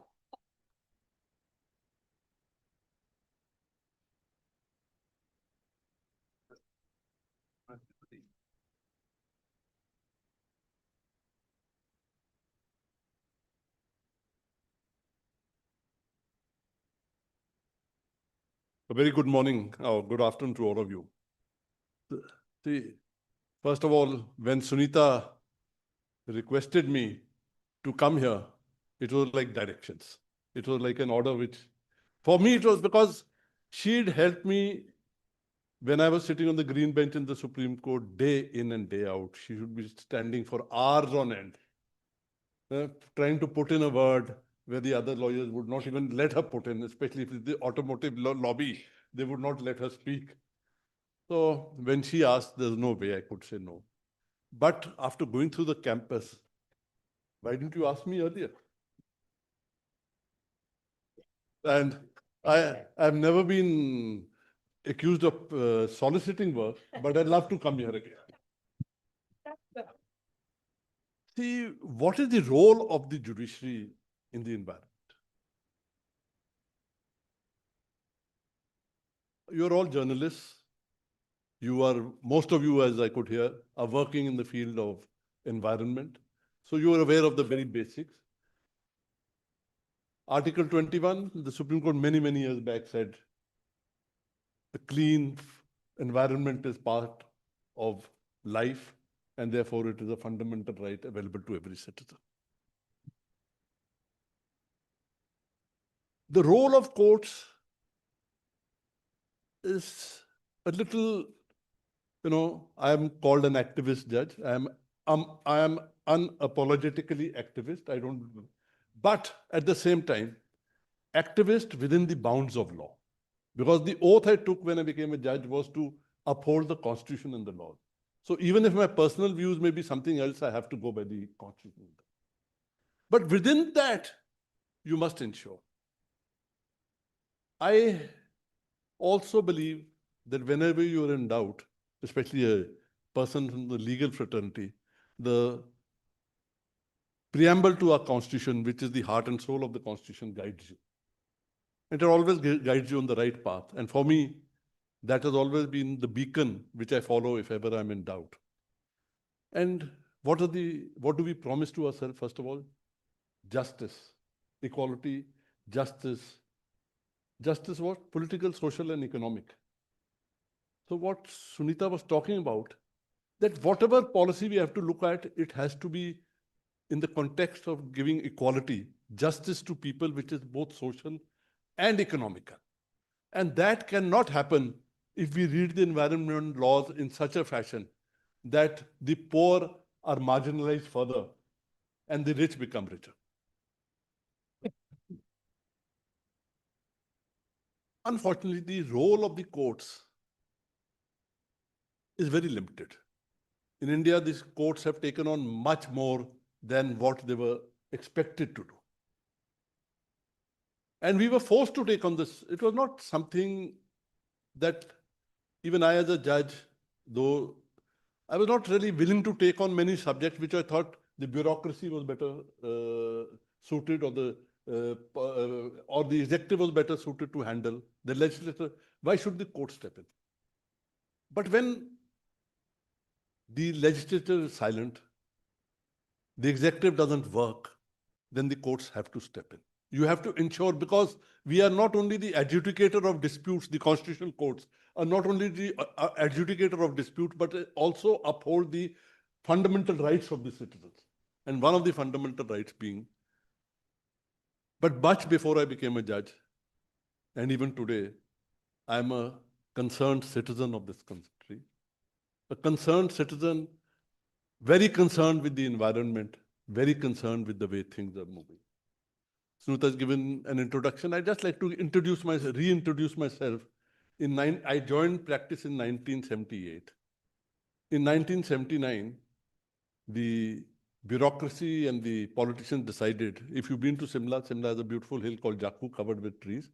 They decided to divide it amongst themselves and make a colony, exclusive colony for themselves. And I filed a petition in my personal capacity as a lawyer. So it was Deepak Gupta versus the state of HP, CWP 1 of 1980. And that was probably one of the first in the country, basically based on ecology. And when I showed it to my senior, he said, "Isme kuch nahi banne wala tera.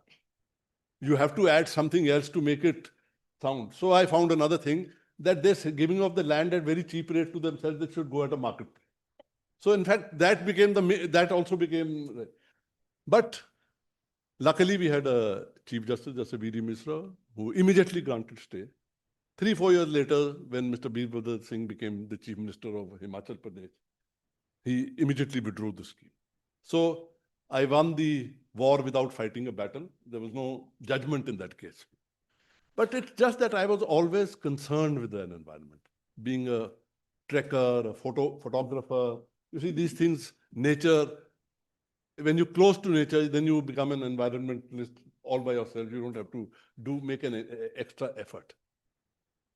So I also was, as a lawyer, filing many petitions to preserve the environment of Himachal. And when Suparno was introducing me, he talked about the Him Parvesh judgment, which I feel was one of my, that is the first judgment where in a writ petition in India, 100 crores was awarded as damages. There was no other case before that where it was given. So it was something different. So I headed the Green Bench for 3 years in Himachal, which is a fragile state. But luckily, Himachal, though being a very small court, it had developed a very good environmental jurisprudence of its own. A very fine environmental jurisprudence. But the problems which you face as a judge, this is where your role also comes in. Most environment litigation is based on news reports. A lot of environmental litigation is based on news reports. But it stops at that. There is no evidence attached to the report is factual. Now, what is the consequences of that? You see, you need societies like, which can tell you what are the consequences. But still we developed and we tried to find out. The problem is that most of us are not qualified to hear environmental matters. We may pass good judgments, we may pass bad judgments, but are we actually qualified to entertain this jurisdiction? It is very difficult. I think it's not an easy task. And we did come up with a lot of cases, and that is why the NGT was born. I was asked a question during this tea break. I think by and large, we can all agree the experiment has not been very successful. But the experiment has not been successful, not because the experiment was wrong. I don't feel that the experiment was wrong. It's the men who have failed the system rather than anything else. And that can happen in any, when we talk of the Supreme Court, मैं थोड़ा सा आपसे बात करूंगा, just I know you know about it, but some of you may not know that we started as far back in the 80s, before even the Environmental Protection Act had come into force. The court started moving, the Supreme Court especially started moving, because things were worrisome. Ki kya hoga aage? If we let the environment, things go on like this, what will happen? We had some brilliant judgments. So just give me a minute.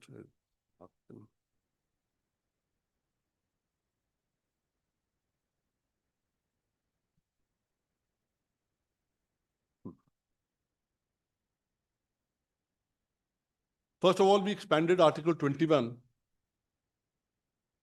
The right to life includes environmental, wholesome environment.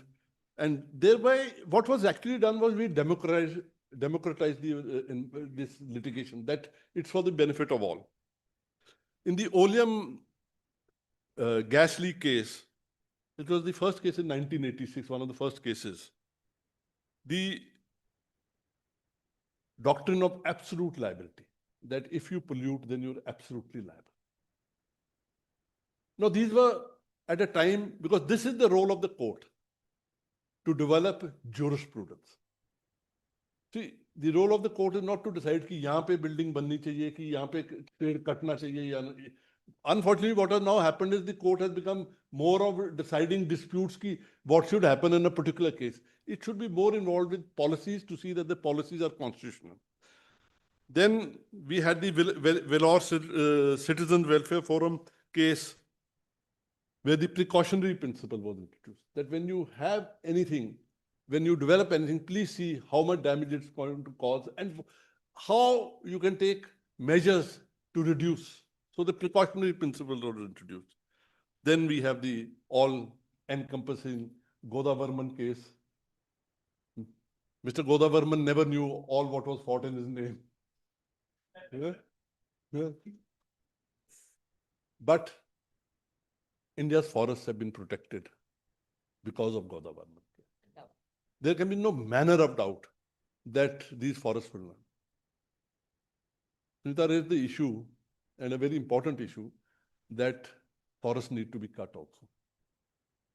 And I agree with her.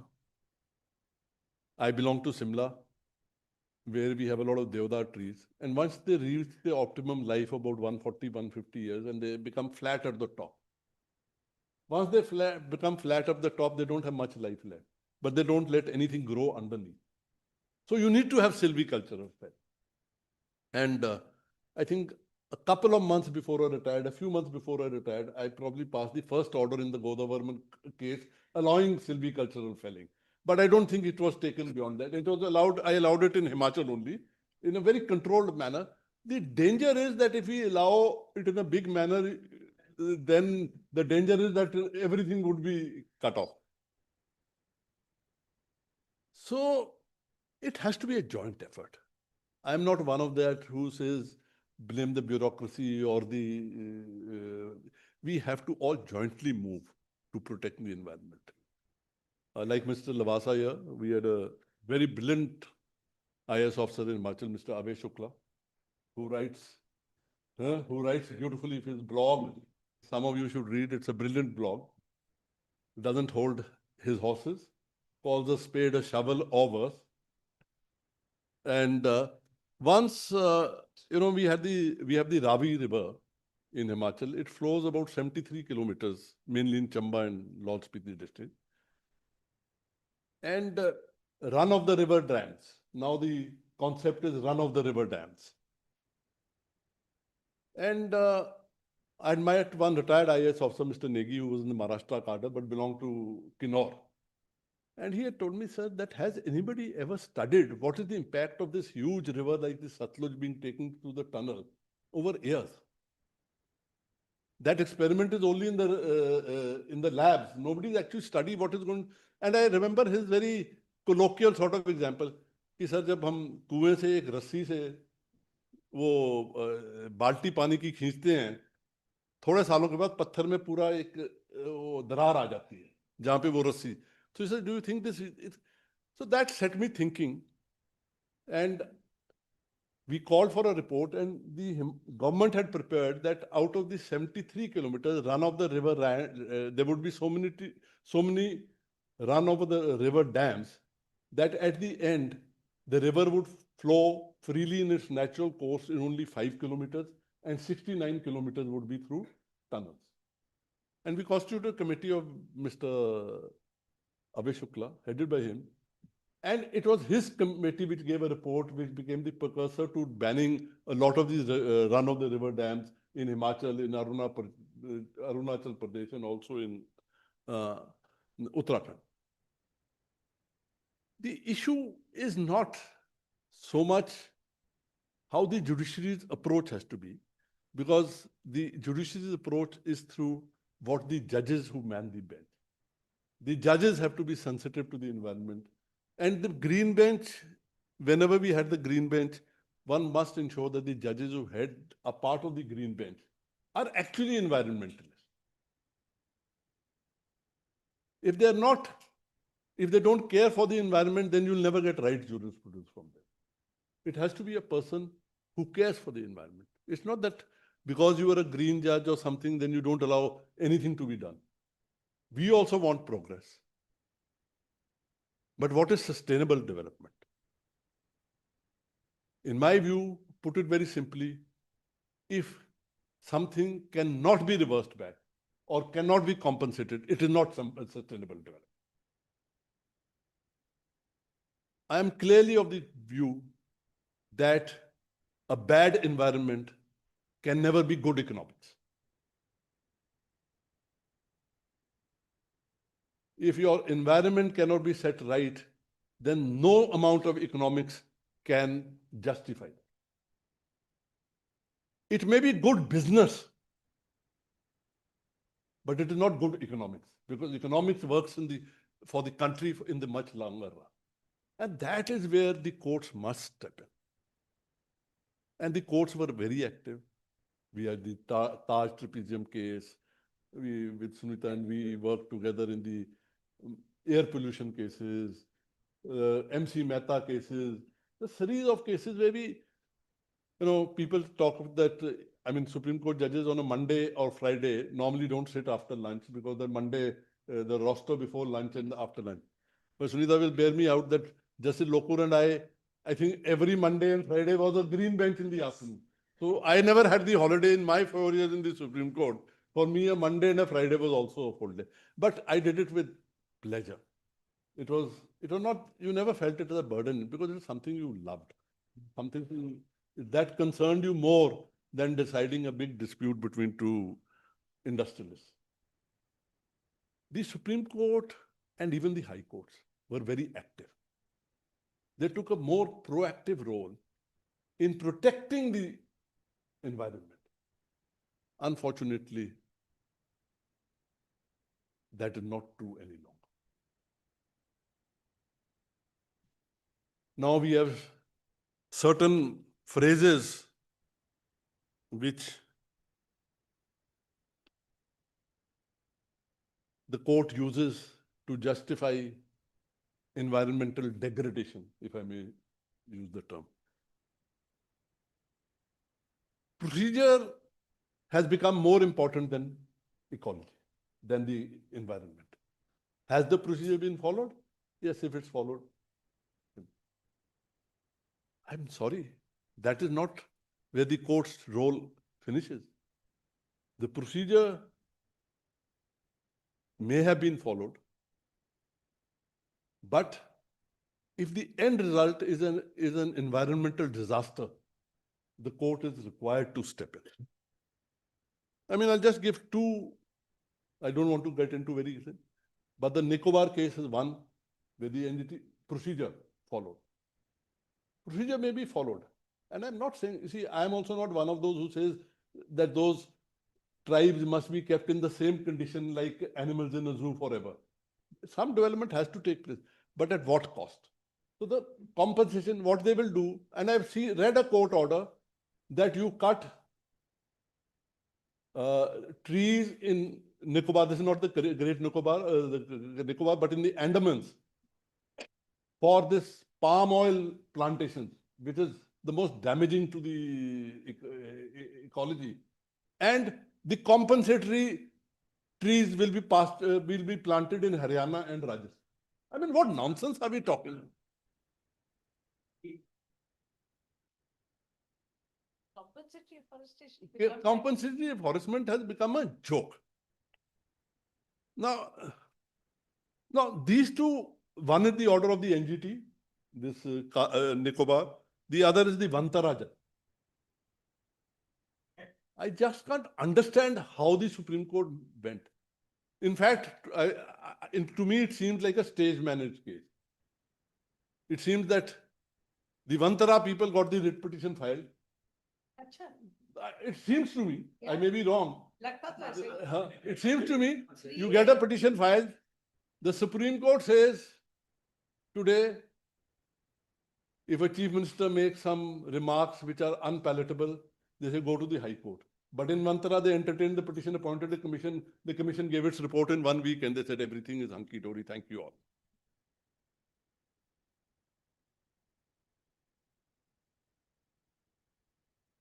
The gentleman who runs this Vantara may have the best intentions in mind. I'm not doubting his intentions or anything. But just because he's a rich kid doesn't mean that he must have every species in the world in his zoo. Because that is not. Now this is where the court should have taken action and it didn't take.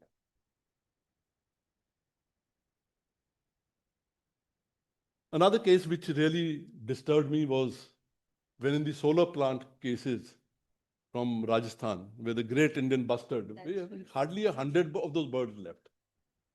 And you said overhead lines. A judge who's otherwise very liberal and all says, we're developing a new jurisprudence that because solar power is a new energy, it has to be transmitted. So we're allowing overhead lines. Well, overhead lines is not a new development. There can be underground lines to transmit electricity. So business interest won over environment.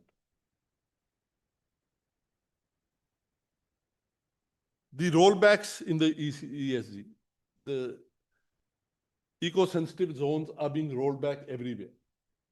They were thought over by people 1 kilometer, half kilometer, 2 kilometers. They were thought over. Everywhere the rollback is being given. And it is being given, the permission is being given very easily. Another problem is that when I was part of the Green Bench, the CEC was a very important. Now the CEC, for those journalists who don't know, was the Central Empowered Committee. It was set up by Justice Kirpal and Justice Anand many years back in the Godavarman case. And it comprised of forest officials, bureaucrats, lawyers, but all very honest, all very dedicated. And for 20 years, they worked. In fact, one of them, Mender Vyas, I think he didn't even get married only because he was part of that committee. He got so involved with that committee that he didn't, they gave their lives to it.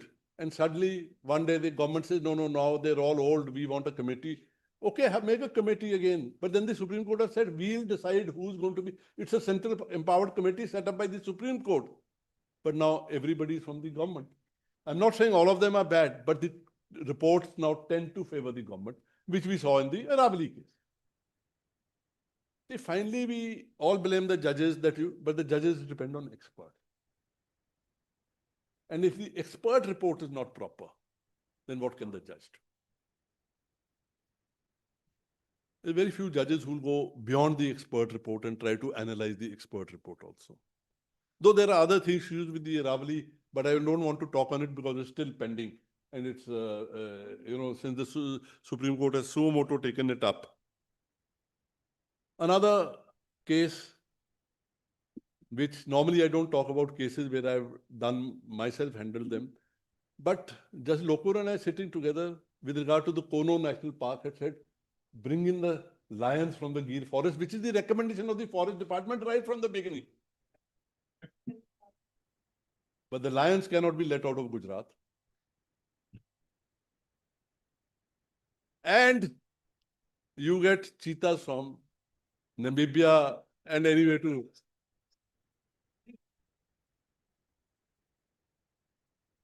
Uttarakhand. Again, these run-of-the-river projects are started. Permission is being granted. Another bogey, and I'm using this word with full responsibility, is national interest. And national security. National security. Within 100 kilometers of the border, if the government wants to do something, no environmental clearance is there. If you look at the Himalayan states, J&K, Himachal, Uttarakhand, Sikkim, Arunachal Pradesh, everything comes within, virtually half this, maybe 70% of this is within. I can understand it. I mean, I'm as patriot as anybody else. As much, I love my country as much as anybody else, but I don't wear my patriotism on my sleeve. The issue is, if you want to send up an army camp or something which is essential for the army, okay, you say there can be a body which can decide, okay, we don't want clearance. But if you're going to set up a dam, why doesn't the dam require environmental clearance? Because if that dam is built 20 kilometers downstream or something, it's not going to, the world is not going to fall apart. Whereas the world might fall apart, if the dam is built at a place which it really knocks the ecology out of gear. Now, these are places where the court must step in. But we also get, I mean, all of us get tripped by this national security angle. The Char Dham Road. This Justice Nariman, who I can, without any matter of doubt, is one of the toughest judges this country has known, passed an order, I think, I don't remember exactly, 6 meters or 7 meters, the road width, and that should be. A Lieutenant General files an affidavit, though the army requires 20 meters or 30 meters. When the army says, then you give in. See, because as I said, as judges, we can't overrule everybody. But I know it from very good sources that the gentleman was asked to give that affidavit, which he gave, which was actually never, not the requirement of the army. I visited Zanskar last year. There's a 4-lane highway being built in Zanskar. It's almost a 4-lane highway. I said, why do you need it? That the army needs it. I said, there's a population of 12,000 or 13,000 in Zanskar. You can tell them, 2 din tum gaadi nahi chalaoge. They'll happily do that. And only the army traffic will move. It's not that, it's other things are in play. Because the bigger the contract, we know what are the other things which are very big. So, environment has taken a backseat. And that is where, and the courts are very, unduly deferring to being very deferential to the government. And that is where you need judges with spine. You need people who can stand up and say, this is not the right thing to do. And it's not that we are getting some very good judgments also still. And we are getting some very ordinary judgments. She talked about 1 or 2. I could add, talked about a few, I can add a few others. But at the same time, there's a lot of good work being done.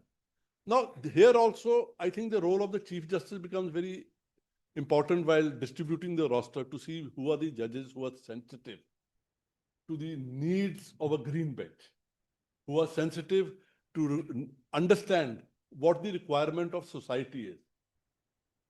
So this is where I feel that the courts really need to gear up, and we need to sort of recreate that image of the Supreme Court we had in the 80s and the 90s and the early 2010, or even later.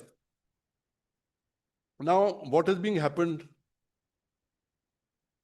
Ravli judgment I'll not talk about because I think that's not proper because it's a matter pending. Post facto clearances. This is, I've never been in favor of, what you call that, even in income tax, every law you give them a time to clear off, declare some income and go free. Who pays for this? It's the honest taxpayer who pays for it. It's the honest man suffers and the dishonest gets a complete go by. Himachal में क्या होता है? Every time there's an election, the first election promises कि जितनी भी illegal buildings हैं, वो हम regularize कर दें. So they didn't realize, this how a little trick that me and Justice Rajiv Sharma was sitting with me. We said, okay, we're not striking down the act, but we're saying restraining you from doing it for some time. But everybody must file an affidavit and say what is their illegal construction. So once we got them on board, then we dismissed the petition. And we had all the affidavits by the people that what is the...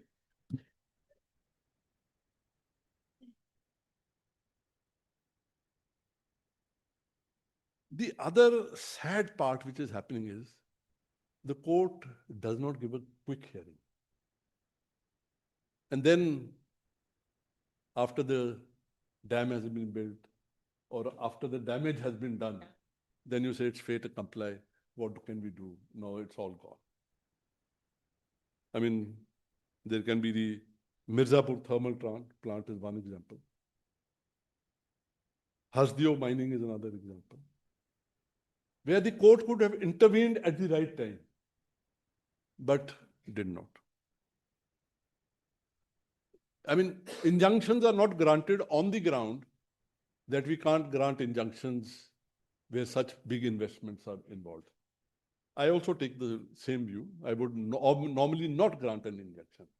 Where thousands of crores are going to be invested, I would not grant an injunction. But if at the same time you know that these thousands of crores are going to be invested in a manner in which the ecology is going to be devastated to such an extent that it can never be reversed, then it's a good case for...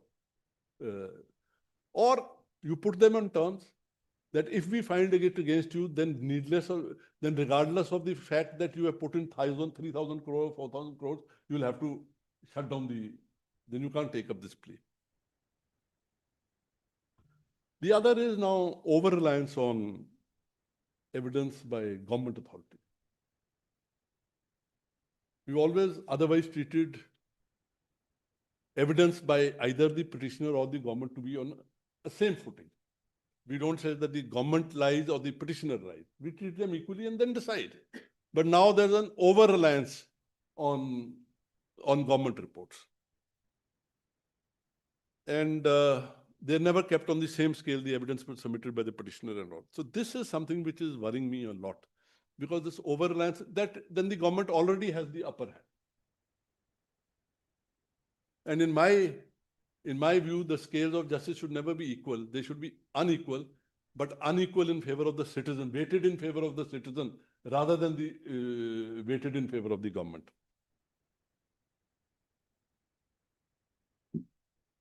Then finally, it's not easy to go to court. It's very difficult to go to court. You risk the wrath of the powers that be.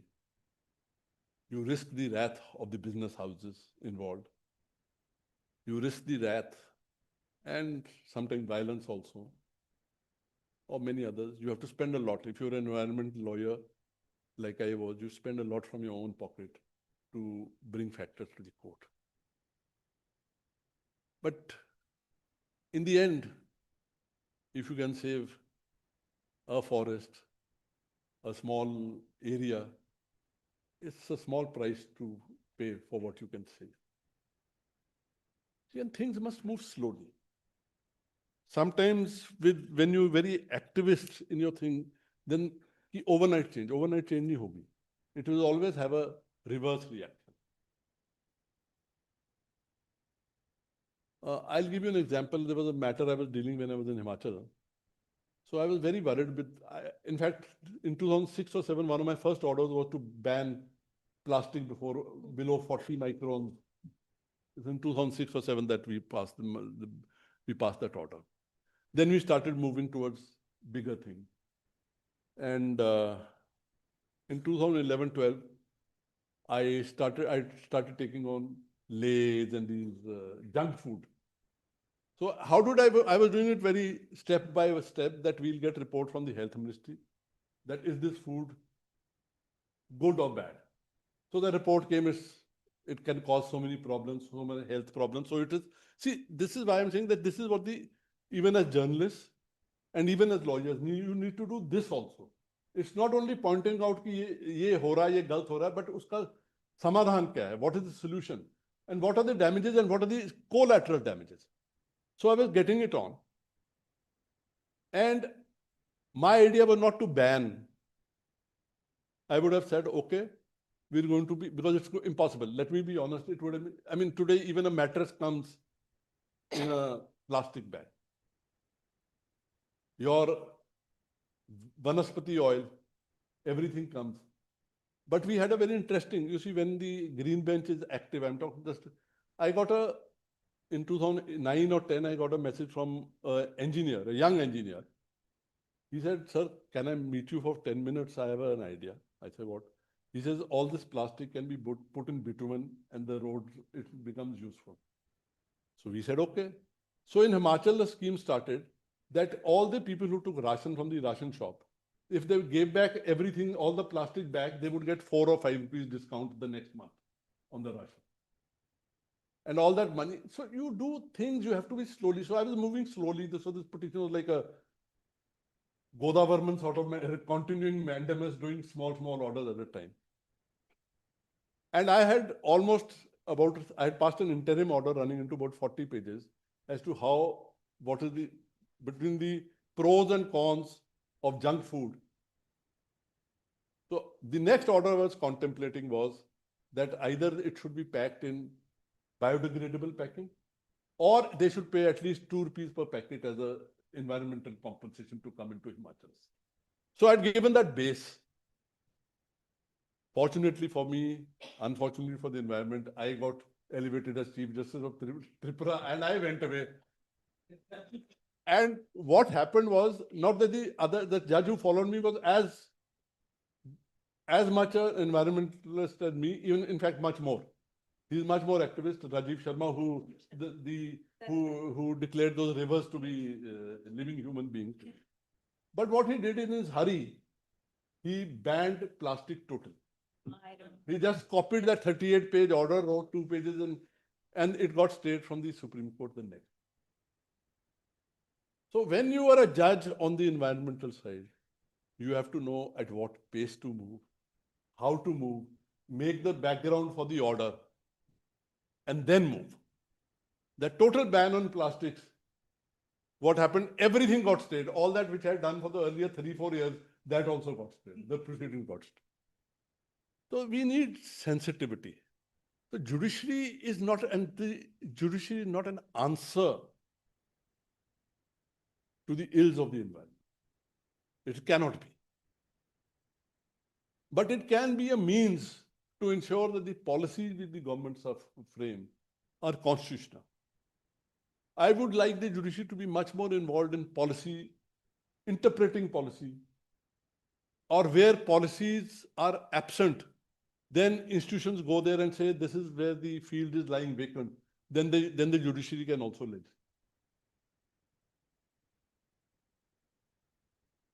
See, it's not that the judiciary cannot, it can only legislate when the field is vacant.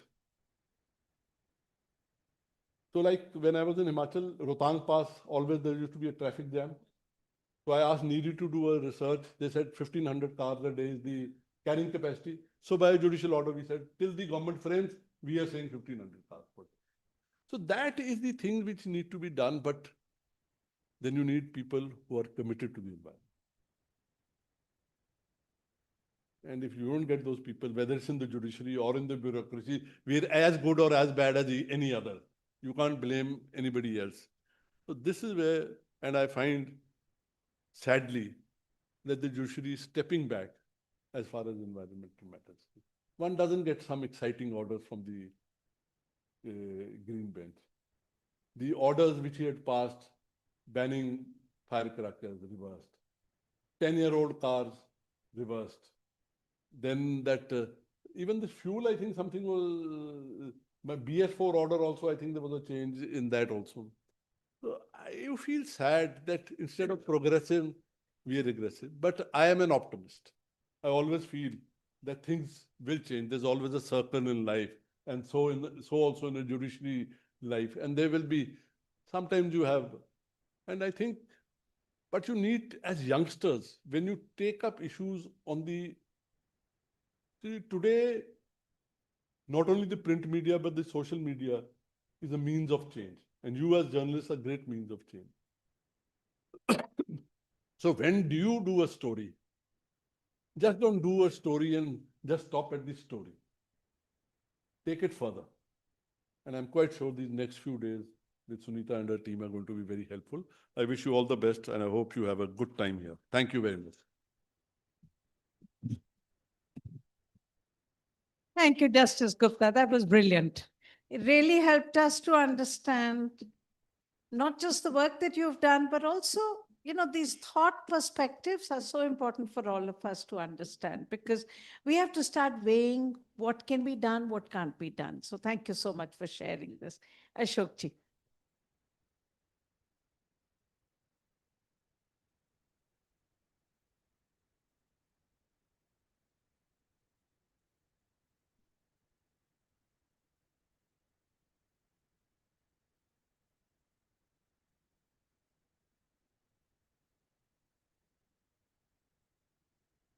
Good afternoon, everyone.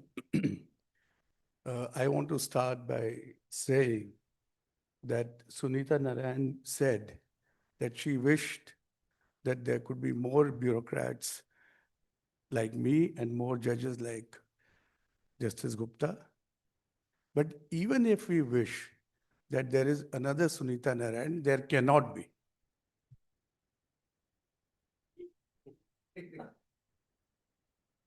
I think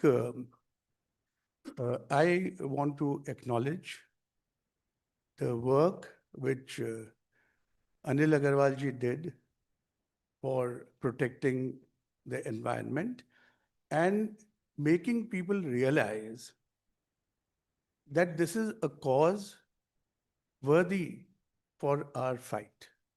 I think that is his single biggest contribution. I came to this campus first time about 10 years ago when it was under construction. And today I find I'm so happy, delighted that it is flourishing under the fiery leadership of Sunita Narayan. One thing which I must say, and it goes back to my time as Secretary Environment, I find that the good thing about the work that Sunita Narayan does and the Center of Science and Environment, I think there is a good mix of passion and pragmatism. There is a good mix of sensitivity and science. The two things have to go together, without which I don't think we are going to make too much of a difference, because the conflict and the issues are so real that even if we wish, they will not go away, however strong your antipathy towards those issues are. When I took over as Secretary Environment, one of the things which I always used to say is that, bhai, fanaticism of every kind is unproductive. तो अगर कोई industrialisation के लिए fanatic है, economic growth के लिए fanatic है, और कोई एनवायरनमेंट के लिए फैनेटिक है, तो दोनों counter productive. We need to find a middle path. One remarkable coincidence, if my facts are right, is that a Center for Science and Environment was set up in 1980. I also joined the Indian Administrative Service in 1980. I find that Justice Gupta also said that his work as a judge started around that time. So it's a remarkable coincidence. But the Center of Science and Environment has done a yeoman service for environment. I cannot make that claim. whatever Sunita Narayan ji must have said or did say, 2 or 3 things which now I recall, that when I took over as Secretary Environment, I had fractured my left hand. So the day I joined, and the officers of the department, and by the way, Ministry of Environment has a huge battery of officers. मतलब किसी और ministry में इतने ज़्यादा senior officers, joint secretary and above नहीं है. When I joined, there was something like 32 officers who were the level of joint secretary and above. There were scientists, there were foresters, there were Indian Administrative Service officers. तो मैंने उनसे ये कहा कि भाई देखो, मेरा तो एक बहुत बड़ा हैंडीकैप है, मुझे इस सब्जेक्ट की कोई समझ नहीं है, तो क्या करना है वो आप बताएंगे, कैसे करना है वो मुझे बताने दीजिए, because I am the secretary of the department. I will not compromise in what you are suggesting is to be done. But what Justice Gupta said, कि हर चीज करने का एक तरीका होता है. अगर आप तरीका सही इख्तियार करें तो there are chances that the success rate may be higher. जरूरी नहीं है कि आप हमेशा कामयाब हो, but the chances improve that much. So that was one. The other realization I had in a few days is that the whole regime of environment protection, which includes forest also, probably we ended up making difficult laws because we could not make sensible laws. This was my feeling, कि हर चीज को मुश्किल बना दो अगर उसको protect करना है तो. लेकिन सेंसिबल लॉज को इम्प्लीमेंट करने के लिए और उनको एनफोर्स करने के लिए या उनको एजुडिकेट करने के लिए you need people who have understanding and empathy. तो मेरा ये मानना है कि ये जो हम कहते हैं कि might is right,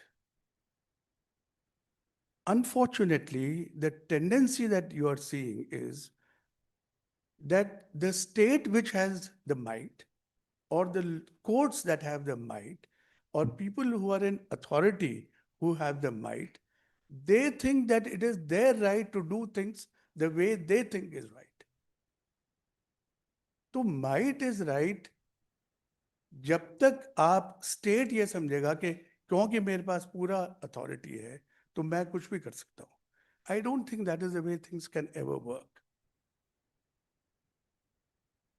और जो जस्टिस गुप्ता ने कहा कि जो बैलेंस है जस्टिस का वो इवन नहीं हो सकता, because I think in any society those who are in authority and those who are powerful, they have the responsibility of protecting and supporting the people who are weak.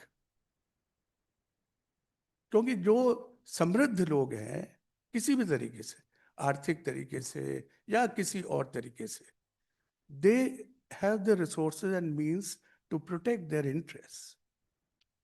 And obviously, we don't live in a society when there are no conflicts. तो अगर दो जनों का interest conflict कर रहा है तो उसको प्रोटेक्ट करने के लिए जो पावर जिसको भी दिया गया है, he has to weigh in support of the person who is weak. If you don't have that, then probably either there is no democracy or there is no enlightened state, there is no equality, etc. तो ये बुनियादी बात है जो मैं समझता हूं कि होनी चाहिए. Now, a lot of things are supposed to have been done during those 2 years that I was in charge of Secretary Environment. But today, मुझे लगता है कि and sitting before a judge, actually I should plead guilty. Why? You had the air quality index which was launched in April 2015 for the first time, has it improved the quality of air? No. So we still have very poor quality of air. You had the Paris Agreement, which was signed in December 2015, which has been criticized as not being equitable, but probably under the circumstances, it provided some kind of working relationship. But even that is floundering. In fact, it is in doldrums. You had the waste management rules, all of them comprehensively revised in 2016. It was one of the last things that I was able to do before I left the ministry. और मुझे ये याद है that the principle that we always used to follow, and I always believe that just because you're in a position of authority, it doesn't mean that you have all the knowledge. It can never happen that way. You have to talk to people who know. And you should have the sensitivity or the discretion to decide कि भाई क्या चीज balance ला सकती है. So that cannot come unless you have संवेदना. जब संवेदना होगी तभी सद्भावना होगी, और सद्भावना से ही सद्बुद्धि आएगी. सद्बुद्धि से आप ऐसे फैसले ले सकते हैं जिसमें ज्यादा लोगों का फायदा होगा. Otherwise, you will be serving narrow interests. But the waste management rules, which were comprehensively revised, some of them made for the first time, to what extent have they contributed to improving the waste management practices today? I don't think we have reached a level of satisfaction as far as that is concerned. The extended producer's responsibility. That concept was introduced in the waste management rules, but even that has not stabilized 10 years after the notification of those rules. The emission norms for thermal plants, they were notified, if I remember, on the 8th of December 2015. They remained substantially unimplemented till most of them were discarded recently. So all this obviously cannot be a source of satisfaction, even if whatever effort you might have made. And I remember, I think some professor of Indian Institute of Management and Ahmedabad and BITS Villani, they wrote a paper on the notification of these emission norms, and they referred to me as a policy entrepreneur. I don't know what it means. But so what I feel is that today our rivers are unclean, our roads are filthy, our air is foul. There are mounds of untreated waste everywhere. कहीं चले जाइए आप, शहर में, गांव में. Even if you get the best prize as the Swachh Bharat under whatever that survey is. There is cattle eating plastic. Human beings are consuming food which has more chemical fertilizer. So it's not a happy scenario at all. And I think we have to focus on these things. And by the way, where we are sitting, Aravali's, they just managed a temporary reprieve. We don't know what will happen. And the stranglehold on the Great Nicobar Island has just tightened. This state of the environment report, which has been prepared, and whatever I have said, this is based on my experience and observation. But what is the state of the environment report saying? A lot of it, Sunita ji presented in a presentation. And she accused me of reading all the reports. I'm sorry, but I've read this report also.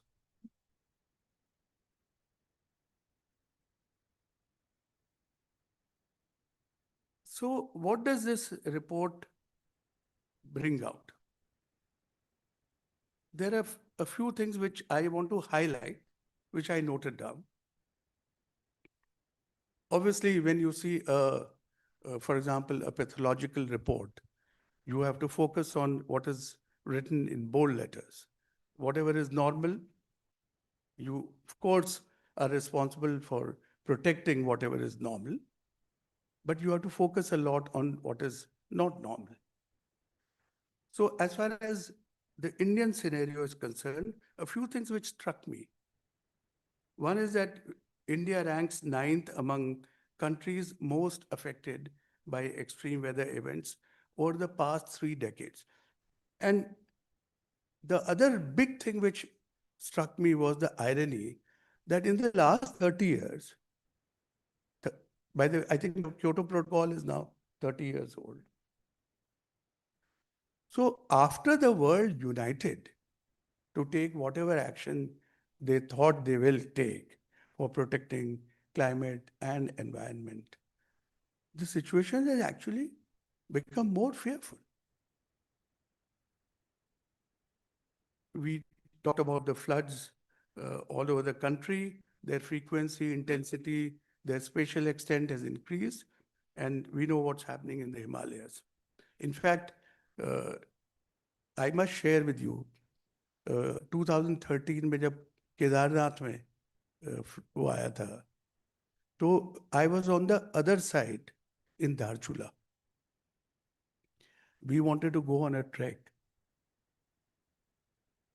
to Panchachuli, but obviously we could not. लंबी कहानी है, but संक्षेप में we were stuck for 3 days because the roads ahead and behind us were washed away.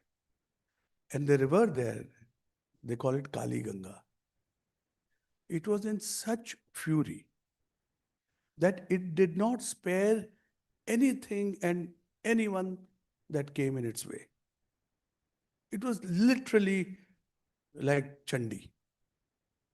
And we saw during one day, because Dharchula is also on the other side, Nepal. That village is also Dharchula. So we could see what was happening on the Nepalese side. Dhire, dhire, you could see that this building will now collapse. That school will collapse. Pure din ye tamasha hum dekhte rahe. Anyway, when the rain stopped and the waters receded a little, by the way, उसमें NHPC की एक colony के 24 मकान, 3-storied building, 8 houses each, they simply disappeared. And I was staying in the NHPC guest house. So because I had reached in the night and in the morning when I was shown, I couldn't believe that there were houses here because there was no trace of those houses. They were built in such a way on a promontory. So they couldn't withstand the force of the water. But anyway, जब वो सारा शांति वहाँ हुई, and I went to the river bed. We were walking there. So we met an old man. तो मैंने उनसे कहा कि ये आपने देखा होगा पहले कभी ऐसा हुआ है क्या? Then he said, हाँ जी, सन 74 में कोई नाला है वो फटा था, तब ऐसी तबाही हुई थी. तो I said, लेकिन ये बताओ ये हो क्या रहा है? So he said one simple thing. He said, नदी कह रही है मुझे तंग मत करो.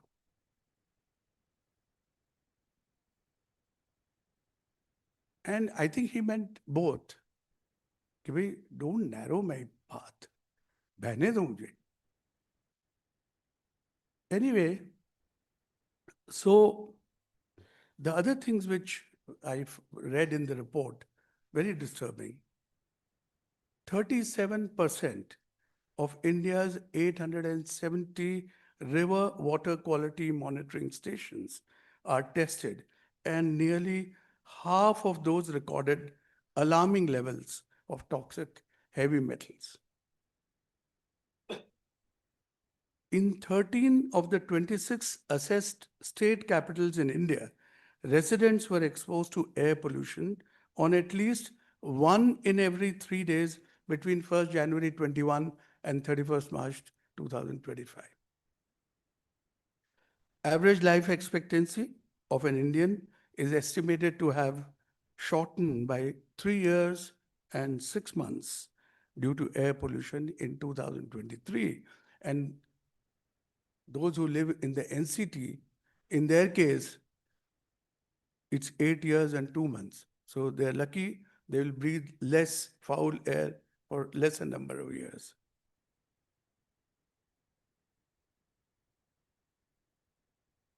Then, of course, it says there has been 30.4% increase in the number of environment crimes in between 2022 and 2023. This is the data of the National Crime Records Bureau.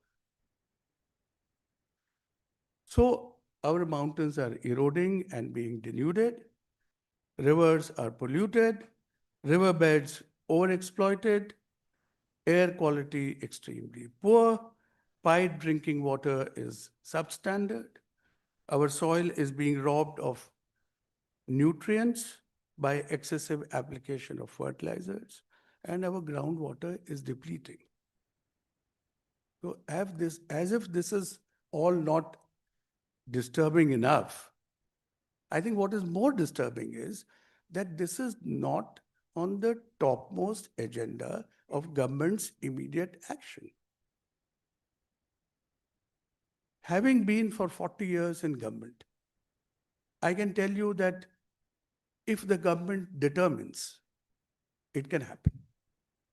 There is no problem which, if the government is determined, it cannot tackle. So the question which actually bothers me is that why are these things not a priority in public policy? And why don't people hold the government to account for not addressing these issues? I think there is something with the Indian psyche. Moksha. कि भाई ठीक है, किस्मत है हमारी तो ऐसे नहीं है. Year after year, you keep hearing the same problems visiting you. Year after year, it is the same response. In fact, recently I wrote a piece when that poor man died in Noida, where his car fell in that, whatever, that basement, which was not supposed to be there. And can you imagine a situation where somebody who was met with an accident for 2 hours, he's crying for help? Everybody is there. Nobody is able to do anything. तो ये क्या symptom है क्या हमारे वर्तमान का? It's really disturbing. But इसी तरह से I don't want to go into all those details about the planet Earth, what has been mentioned in the report. So it is not as if these problems are of a developing country like India alone. If you see the planet, in fact, almost I felt this report is like a kundli of the planet. And what is it saying? It says that out of 9 parameters that determine planetary boundaries, 3 are based on what we take from the system, 6 are based on what we deposit back in the system. I'm sure all of you are familiar with these things. But what is problematic is that 6 out of these 9 parameters are in the danger zone, and only 3 are in the green zone. The United Nations December 25 report, Global Environment Outlook, A Future We Choose, it declares that the world has already entered uncharted territory. Their words, not mine. And between 2016 and 2025, exactly after the year in which Paris Agreement was signed, the average rate of sea level rise has doubled.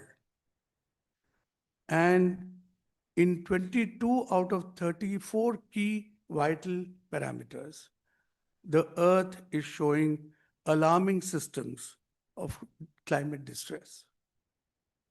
Then you move on, the last decade, ocean heat has reached a record high in 2024. Coral bleaching has become substantially higher than it was ever recorded. And as Sunita ji said, that even though renewable energy has picked up, and it is in 2024, according to the statistics, 16.4% of the energy came from renewable sources, which includes hydro. But the fossil fuel consumption was still 31 times greater. So on and so forth. I mean, I could go on and on. But what struck me was that the Earth's biodiversity has suffered a catastrophic decline. According to these statistics, 73% average decrease in monitored vertebrate wildlife populations between 1970 and 2020. Nearly 1 million animal and plant species are threatened with extinction. So the UNFCCC calls it a triple planetary crisis: climate change, pollution, biodiversity loss. And there is another report which says the Global Tipping Points report. That says that the planet is akin to a creature eating itself to death. And finally, there is a judgment which has been cited in the report of the International Court of Justice, 23rd July 2025, where the court observed that climate change imperils all forms of life. And one of the judges said that it is an existential crisis that potentially threatens the future of humanity. Now, these are the symptoms which are reported in this wonderful report which has been produced. But according to me, when I read it in its entirety, it's not like an MRI of the environment or the scan of your the planet. I think it also suggests a few steps which can be taken both to remedy the situation or to a substantial extent remedy the damage which has been done, and charts a course for the future. In fact, the feeling that I got was that it's like a Sherpa who is helping you to climb the summit. He doesn't tell you कि नहीं tent में बैठ जाओ, नहीं जा सकते आप आगे. But he is helping you, preparing you better to go forward. So it is not a report which negates economic growth, but it suggests various ways, something like a pathfinder, which will point a certain way in which things can be taken forward. Now, and I think we all want to climb that summit of economic welfare and improve the quality of life. I think every creature that has been created by nature, whether animals, trees, human beings, we all want to grow freely and independently. The thing is that democracy is a form of governance which protects, or at least tries to protect, individual freedom. But I think democracy is not only about recognizing your rights, it is equally about recognizing and respecting the rights of others. The same is true of environment. And that is where the question is that can we trust our governments to safeguard our freedom and our environment? More importantly, I think the question is, can we trust ourselves to protect the environment and even guard our freedom? So we are all familiar that Gandhiji famously advocated the concept of trusteeship for utilizing the resources of nature and protecting them for the future. But I think this calls for the ability and the sagacity to resolve conflicts, which is at the heart of orderly development, evolution of culture and civilization. And I think at the heart of all relationships and international relations is trust. Unfortunately, that seems to be breaking down. And the question which I have in my mind, and we should all ask, is, are our leaders letting us down in their lust for power and wealth and unquestioned dominance? But more importantly, are we letting ourselves down by being seduced by their charm and their promise? In fact, this is one of the troubling questions in terms of climate change, that after the so-called self-appointed champion of climate change, the United States, has withdrawn from the game, is it a temporary blip, or is it a body blow to a movement which was in any case limping? I don't think the fight against climate change actually gathered steam so far. And I think it has not gathered steam fundamentally because there is a lack of trust among the parties, whatever be the divide. But there is neither trust nor collaboration.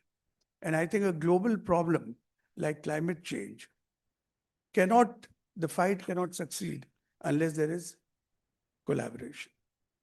And I think the more I think of it, I feel that a lot of answers will lie in technology. And technology along with ethics. So I think you will have to evolve technology which has ethics as its underpinning, and you will need ethics which are supported by technology. So what does the future hold? I think the desire for clean environment is aspirational. So is the desire for good quality of life.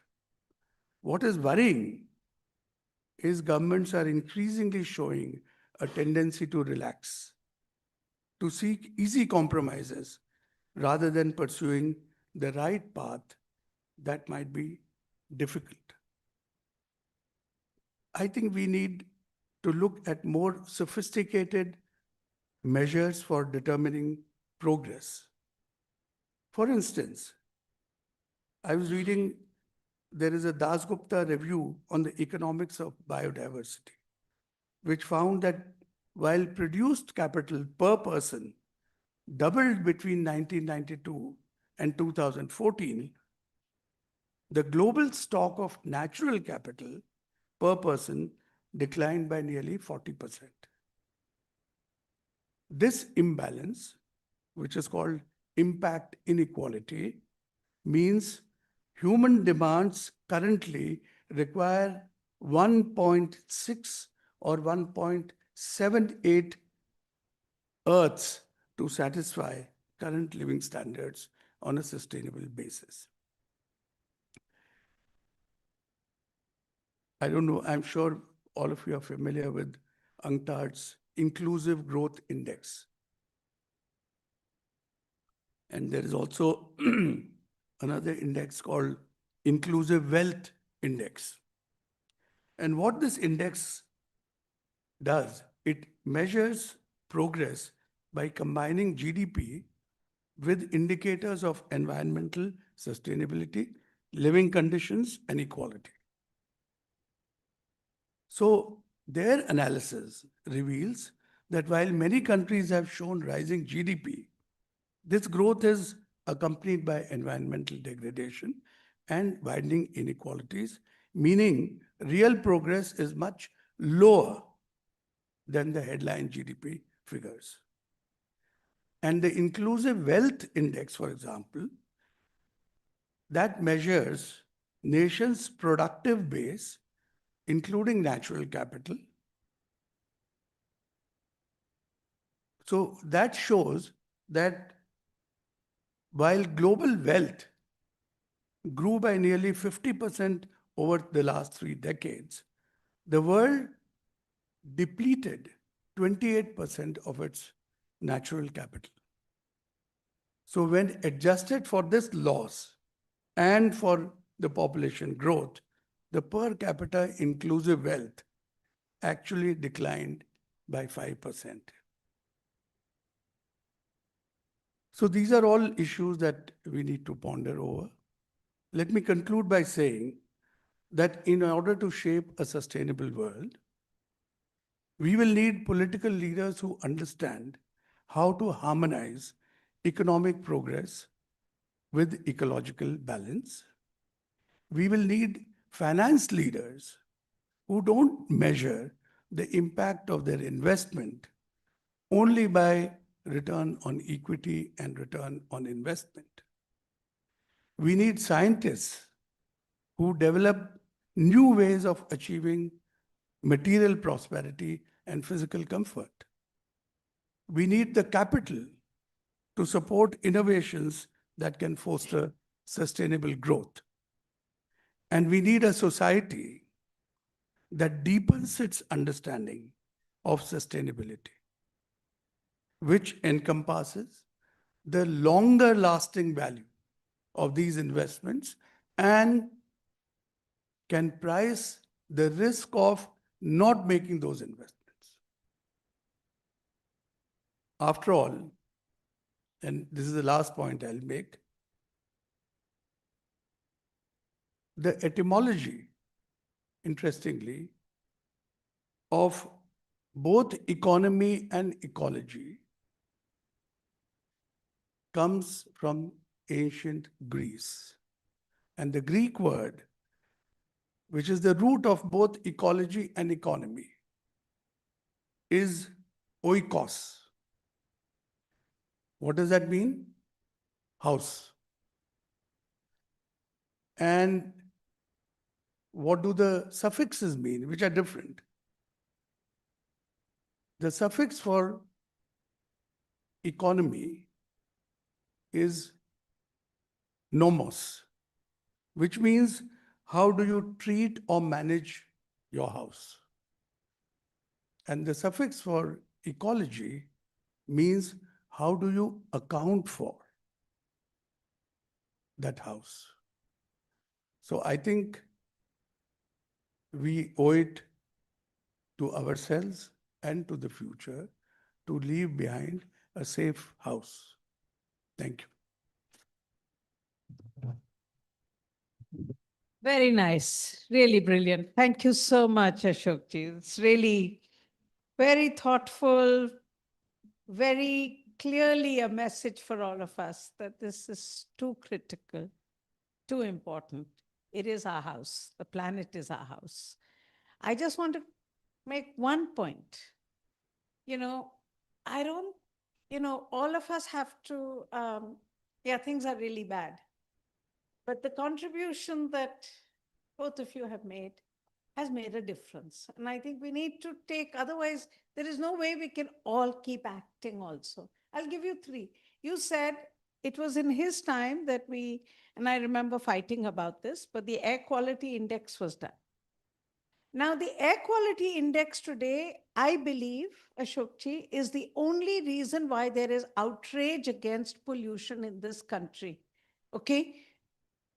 The fact is, on your phone today, you know the air quality, but most importantly, it is linked to health.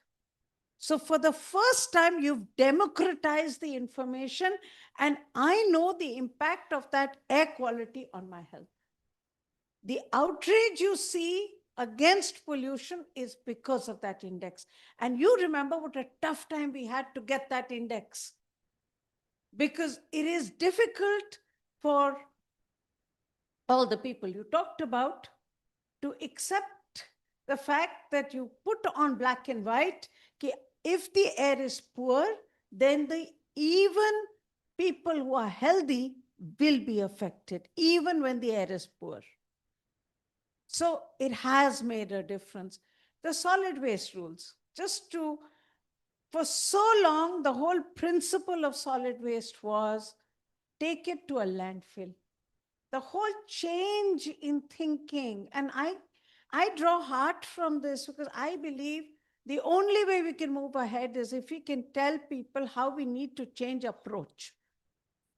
We are going wrong, but we are going wrong not only because we are willful or, there is a conflict. We're also going wrong because we are taking the wrong approach. Solid waste is one clear example. And I think that's where my last point on no more Delhis comes in. Because quite frankly, it should be no more Delhis, Gurgaon, Faridabad. But no more Delhis, Gurgaon, Faridabad, that's where the chaos is. I can tell you from all the cities here, they're not as badly off as we are, because they are actually following the solid waste rules. There is segregation happening in some cities. There is management happening. So I'm not saying, I know it's not good news, but I think what is powerful is a new thinking, the courage and imagination it takes to be able to stand differently, do things differently. I believe that will stand the stead of time. And that's why both of you are still, I would believe, the icons. And thank you very much for the work you have done. Thank you.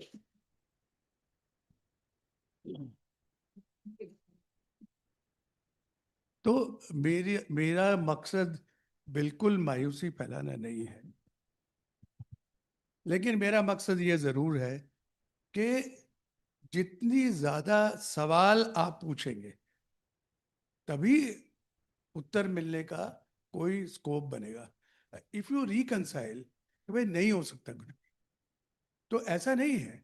And there is one more thing which I want to mention. देखिए, सरकार का काम ये होता है कि जो चीज नॉर्मल कोर्स में अच्छी चीज हो सकती है उसको और तेज कैसे किया जा सकता है. Otherwise things will take their own course, and of course good things happen as bad things also happen. तो वो तो है ही, लेकिन उसको एक्सेलरेट करने का काम सिस्टम का है. एंड आई थिंक वो एक एनेबलिंग एनवायरनमेंट क्रिएट करना या रास्ते से रोड़े हटाना, वो सरकार का काम. तो अगर उसमें और थोड़ी फुर्ती आ जाए, जैसे कि सुनीता नारायण में है, तो I think things can really make wonders. तो ऐसा नहीं है कि बहुत सारी चीज़ें हुई, मैं ये मानता हूँ कि बहुत सारी चीज़ें, लेकिन फिर ये होता है कि जल्दी क्यों नहीं हो रहा, वो सवाल तो पूछो. डिफरेंट क्या हो सकता है ये भी पूछना, और क्यों नहीं हो रहा है ये भी पूछना, ये हमारा काम है. I think Shuparno has got he needs us to break. We will have time post in the evening today.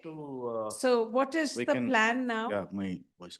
So the plan now is that we break and we walk to the amphitheater, कल जहाँ पे हम मिल रहे थे, और वहाँ पे एक ग्रुप फोटो करेंगे, और कुछ हमारे दोस्तों के कुछ सवालात हैं. तो अगर आप लोग if you can, while walking we can talk, or do you want to take it here? Over lunch also we can do that. We'll all be together. Or should we do the questions? ठीक है, Should ठीक we है. can do. So let's do something. Romita, Then just 1 minute. she had a question. Thank you. Hi, my question is for Justice Gupta. For 3 years, I've been documenting tree cutting incidents in Haryana, a state which has some of the most polluted cities in the world, and yet it doesn't have a proper tree preservation law like Delhi has. And it's really, really frustrating for people who are trying to save the trees, right? So recently, NGT has suggested that we should have a nationwide tree cutting law. I was curious to know why we haven't thought about or been able to bring such a law yet. If you could. I'm not sure. I'm not sure because most states have a tree. Yeah, they have a tree preservation There are two act. types. One is the Forest Act, which governs the forest, which will be on the larger national scale. The rest will have to be either state laws or municipal laws. The center can't legislate for them. So this will have to be at the local level. It cannot be an all India law for towns. But maybe in the evening, we will discuss because I'm actually against that law. In fact, एक Okay. चीज मैं आपको बताऊं, हाँ. the thing that we were discussing, कि एक जमाना था जब अफॉरेस्टेशन के ऊपर बहुत जोर था. तो जैसा कि होता है कि गवर्नमेंट चाहती है कि भाई बढ़ाओ, तो how do you show that more trees have been planted. तो जहां जहां सरकार की जमीन है, इंक्लूडिंग हाईवेज, क्योंकि वो दाएं बाएं जमीन एक्स्ट्रा अक्वायर करते हैं, या गवर्नमेंट इंस्टीट्यूशंस, सबको कहा कि भाई पेड़ लगाओ, तो लग गए पेड़. अब पेड़ नहीं कट सकते. पेड़ नहीं कट सकते. वो पीडब्ल्यू कह रहे हैं भाई मैं अपनी सड़क चौड़ी करना चाहता हूँ. या I know PGI Chandigarh, they wanted to make another medical block, but because they had planted trees, the forest department said कि नहीं, इनको नहीं हटा सकते आप. तो ये बहुत जरूरी है. Unless we make the tree as a part of our economy, which is what she said. तो लोगों को पता तो चलना चाहिए ना कि इसकी वैल्यू क्या है. Otherwise, so it is like your wealth lying in a locker which nobody will use. Yeah, but due to this legal vacuum, we are also losing hundreds of trees because in parts of Haryana, so we have Let's not get into can that talk because about otherwise we later, could yeah. go into this discussion. But I think what the point Mr. Lavasa is making, and I particularly, we can report on tree cutting, but you also have to understand that if you make it such a deterrent, today the NHAI does not plant trees along its roads anymore, because they say we will not get permission to cut them. So you're also creating disincentives for planting of trees, particularly the variety. So what they want to plant, if you will see on the highway coming here, they want to plant those bougainvilleas and others, which do not classify as a tree. So I think the larger debate today for us in all our, and let's talk about it this evening, some other colleague also came up saying she disagreed with my point on forests. So let's talk about that in the evening. Okay. Yes. Ma'am insightful discussion, thank you so much both of you. मेरे को यही पूछना था कि जब हम जैसे हम अरावलीज के बीच बैठे हैं इस वक्त और जब हम बात भी कर रहे हैं अरावली की, आपने अपने पॉइंट में बताया सर कि वी रिलाई ऑन एक्सपर्ट्स. तो जब सीईसी बनती है और एक्सपर्ट्स उस तरीके से सामने नहीं आते हैं तो जुडिशरी के पास या फिर एक एनवायरनमेंट सेक्रेटरी होने के नाते फॉर्मली क्या विकल्प बचता है हमारे पास. बिकॉज अगर हम एक्सपर्ट्स पे रिलाई कर रहे हैं, वैसे एक्सपर्ट सामने नहीं आ रहे हैं और वो जुडिशरी को कुछ और ही प्रेजेंट कर रहे हैं जिसके विपरीत चीजें होनी चाहिए, तो आप इसको कैसे हैंडल करना सोचेंगे? नहीं, जहां तक तो सीईसी का सवाल था ना, सीईसी तो वर्चुअली कोर्ट ने ही स्टैब्लिश की. सेम अगर आप भूरेलाल कमेटी देखें जिसकी सदस्य मैं थी, तो वो कोर्ट मैंडेटेड कमेटी थी. एंड मुझे याद है एक दफे जस्टिस ठाकुर थे and government wanted to reconstitute the committee, and Justice Thakur, it's a lovely scene, it's in my head, ने ऐसे फाइल उठाया और ऐसे फेंका. और रंजीत कुमार जी थे सामने, उन दिनों वो सरकार के सोलिसिटर थे, तो उनसे पूछा, आई वॉज इन कोर्ट, ये है कि नहीं उस कमिटी में? And Ranjit Kumar had not put me on it. And then of course he said, sir, we'll come back to you. Okay. I just want to add a point there. Sunita has been a very practical environment. No, but this, I've always, she fights for the environment, but she doesn't fight against. You see, you have to, that when activists take that anti-role, it's a very negative. But the point I'm making is, it was an independent committee reporting to the court. Once he and Justice Lokur were listening, and the Solicitor General is the very interesting Nadkarni ji from Goa. Okay, a very nice, and obviously couldn't. And he basically argued that his point had to be the same point that we made as the committee. So we could not have an alternate point. The two judges said very clearly, then what is the point of having a committee? If they have to tell us what government has to say, we need an independent opinion. So I think what you're really asking for is, how do we rebuild the culture of an independent opinion? Now, I think that goes beyond, I don't know how to answer that. No, you see, you need to have, there are good experts. But I mean, it's not that we lack people who are independent. I don't feel we have to pinpoint this, choose the right people. If you choose the right people, it will not be a problem. The problem kya hai, which I pointed out when I spoke also, we are not qualified as judges. हम सुन के दोनों side का views करके then we can decide. But as we are not qualified to make a scientific opinion on whether this is right or wrong, or what is the better विकल्प कौन सा वाला better है. वो हमारे को expert, and we need. It's not that we've been taking expert opinion from NEERI, etc. It's only lately the expert opinions are becoming very biased. I don't want to. They're becoming very. They're not expert opinions any longer. I think. So I think we need to figure out whether commercialization of science is bad or politicization of science is, which is worse. Very good. Huh? Excellent. Very good. So that is one problem. But देखिए, I mean, let's look at it, the Aravali issue. तो बहुत जगह illegal mining हो रही है. तो illegal mining या legal mining. अब किसी ने कहा कि भाई ये तो अरावली है, यहाँ माइनिंग नहीं होनी चाहिए. तो किसी समझदार लोगों ने कहा कि जी अच्छा अरावली क्या है, इसको डिफाइन करो. On the other hand, the approach could be कि भाई स्टेट गवर्नमेंट तुम माइनिंग जोन बनाओ, और माइनिंग जोन को हम देखेंगे कि whether it is ecologically sustainable or not. उसकी जगह आप कह रहे हो कि नहीं अरावली डिफाइन करो, तो गंगा को भी डिफाइन किया है क्या? Nobody has. It's difficult to define कि ये क्या चीज है. But the point is कि देखिए, the state has also evolved over time, and along with state, the laws have evolved. There was a time yesterday, in fact, somebody told me that in Faridabad, I think thousands of industries are being told to close down. 35-40 साल से चल रही है. अब वो एक दिन लोग पहुंच गए कि भाई, आई थिंक कोर्ट ने या किसी ने कहा होगा कि सबको नोटिसेस दे. तो वो कह रहे हैं कि आपने ये एनवायरनमेंट क्लियरेंस नहीं लिया. तो वो कह रहे हैं कि जब हमने लगाई थी तब तो कॉन्सेप्ट ही नहीं था एनवायरनमेंट क्लियरेंस का. But I mean that is a sad reality. Once the law shows its teeth to you, you can't escape by saying कि नहीं पहले नहीं था. तो how do you reconcile all these things? और एक और at the cost of, बड़ी interesting मैं आपको बात बताता हूँ.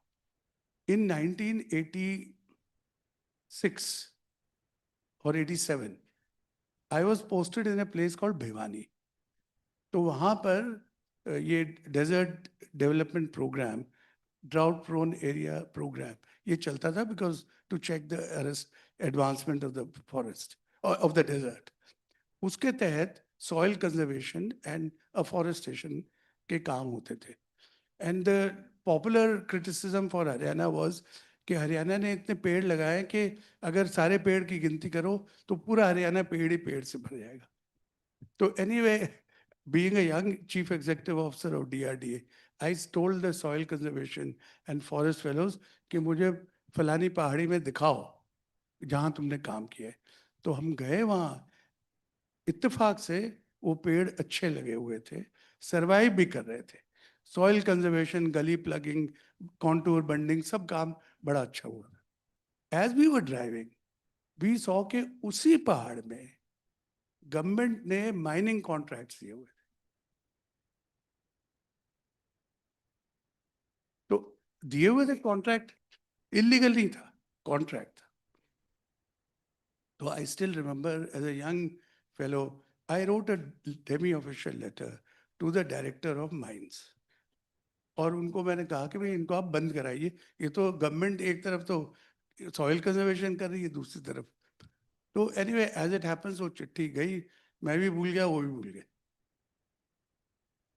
This was as I said in 1986. But देखिए इत्तेफाक, in 1990 I was director industries, and for a few days I had charge of mining, additional charge. अच्छा नहीं, वहां नहीं है. एक दिन मेरे पास एक फाइल आई जिसमें लिखा हुआ था कि ये फलानी तोशाम की पहाड़ी का लीज रिन्यू करना है, और इसके बाबत 4 साल पहले एडिशनल डिप्टी कमिश्नर ने एक चिट्ठी लिखी थी, और उन्होंने उन्होंने कहा था कि भाई ये लीज बंद कर दो. तो उस वक्त ये फैसला हुआ था कि ये फैसला रिन्यूअल के टाइम पे लिया जाएगा. Now it's going to bite you. So I said yes, cancel. वो सरकार चलो जितनी कागजी कार्रवाई में विश्वास करती है, लेकिन कागज मरता नहीं है सरकार के अंदर. और अगर एक कागज चला दो तो आई बिलीव कितना भी आप सिनिकल हो जाओ, लेकिन कहीं ना कहीं हो सकता है कि उसका रिजल्ट पॉजिटिव. मेरी उम्मीद है कि ये जो हमने क्रशर के बारे में चिट्ठी लिखी है पोल्यूशन कंट्रोल बोर्ड को, और हर रोज लिखते हैं, कहीं ना कहीं तो इसका असर भी पड़ेगा. जयंत, तो last one I take Jayant. हाँ, नहीं बिल्कुल. As I was hearing first Sunita and then Justice Gupta and Mr. Lavasa, I was reminded of something I read long back.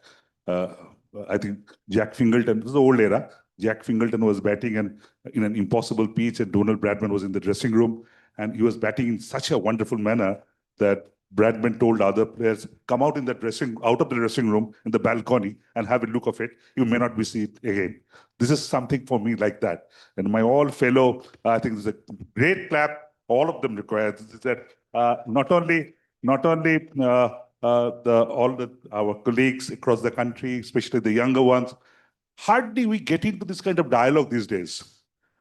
What we get in the so-called press conferences are dictations.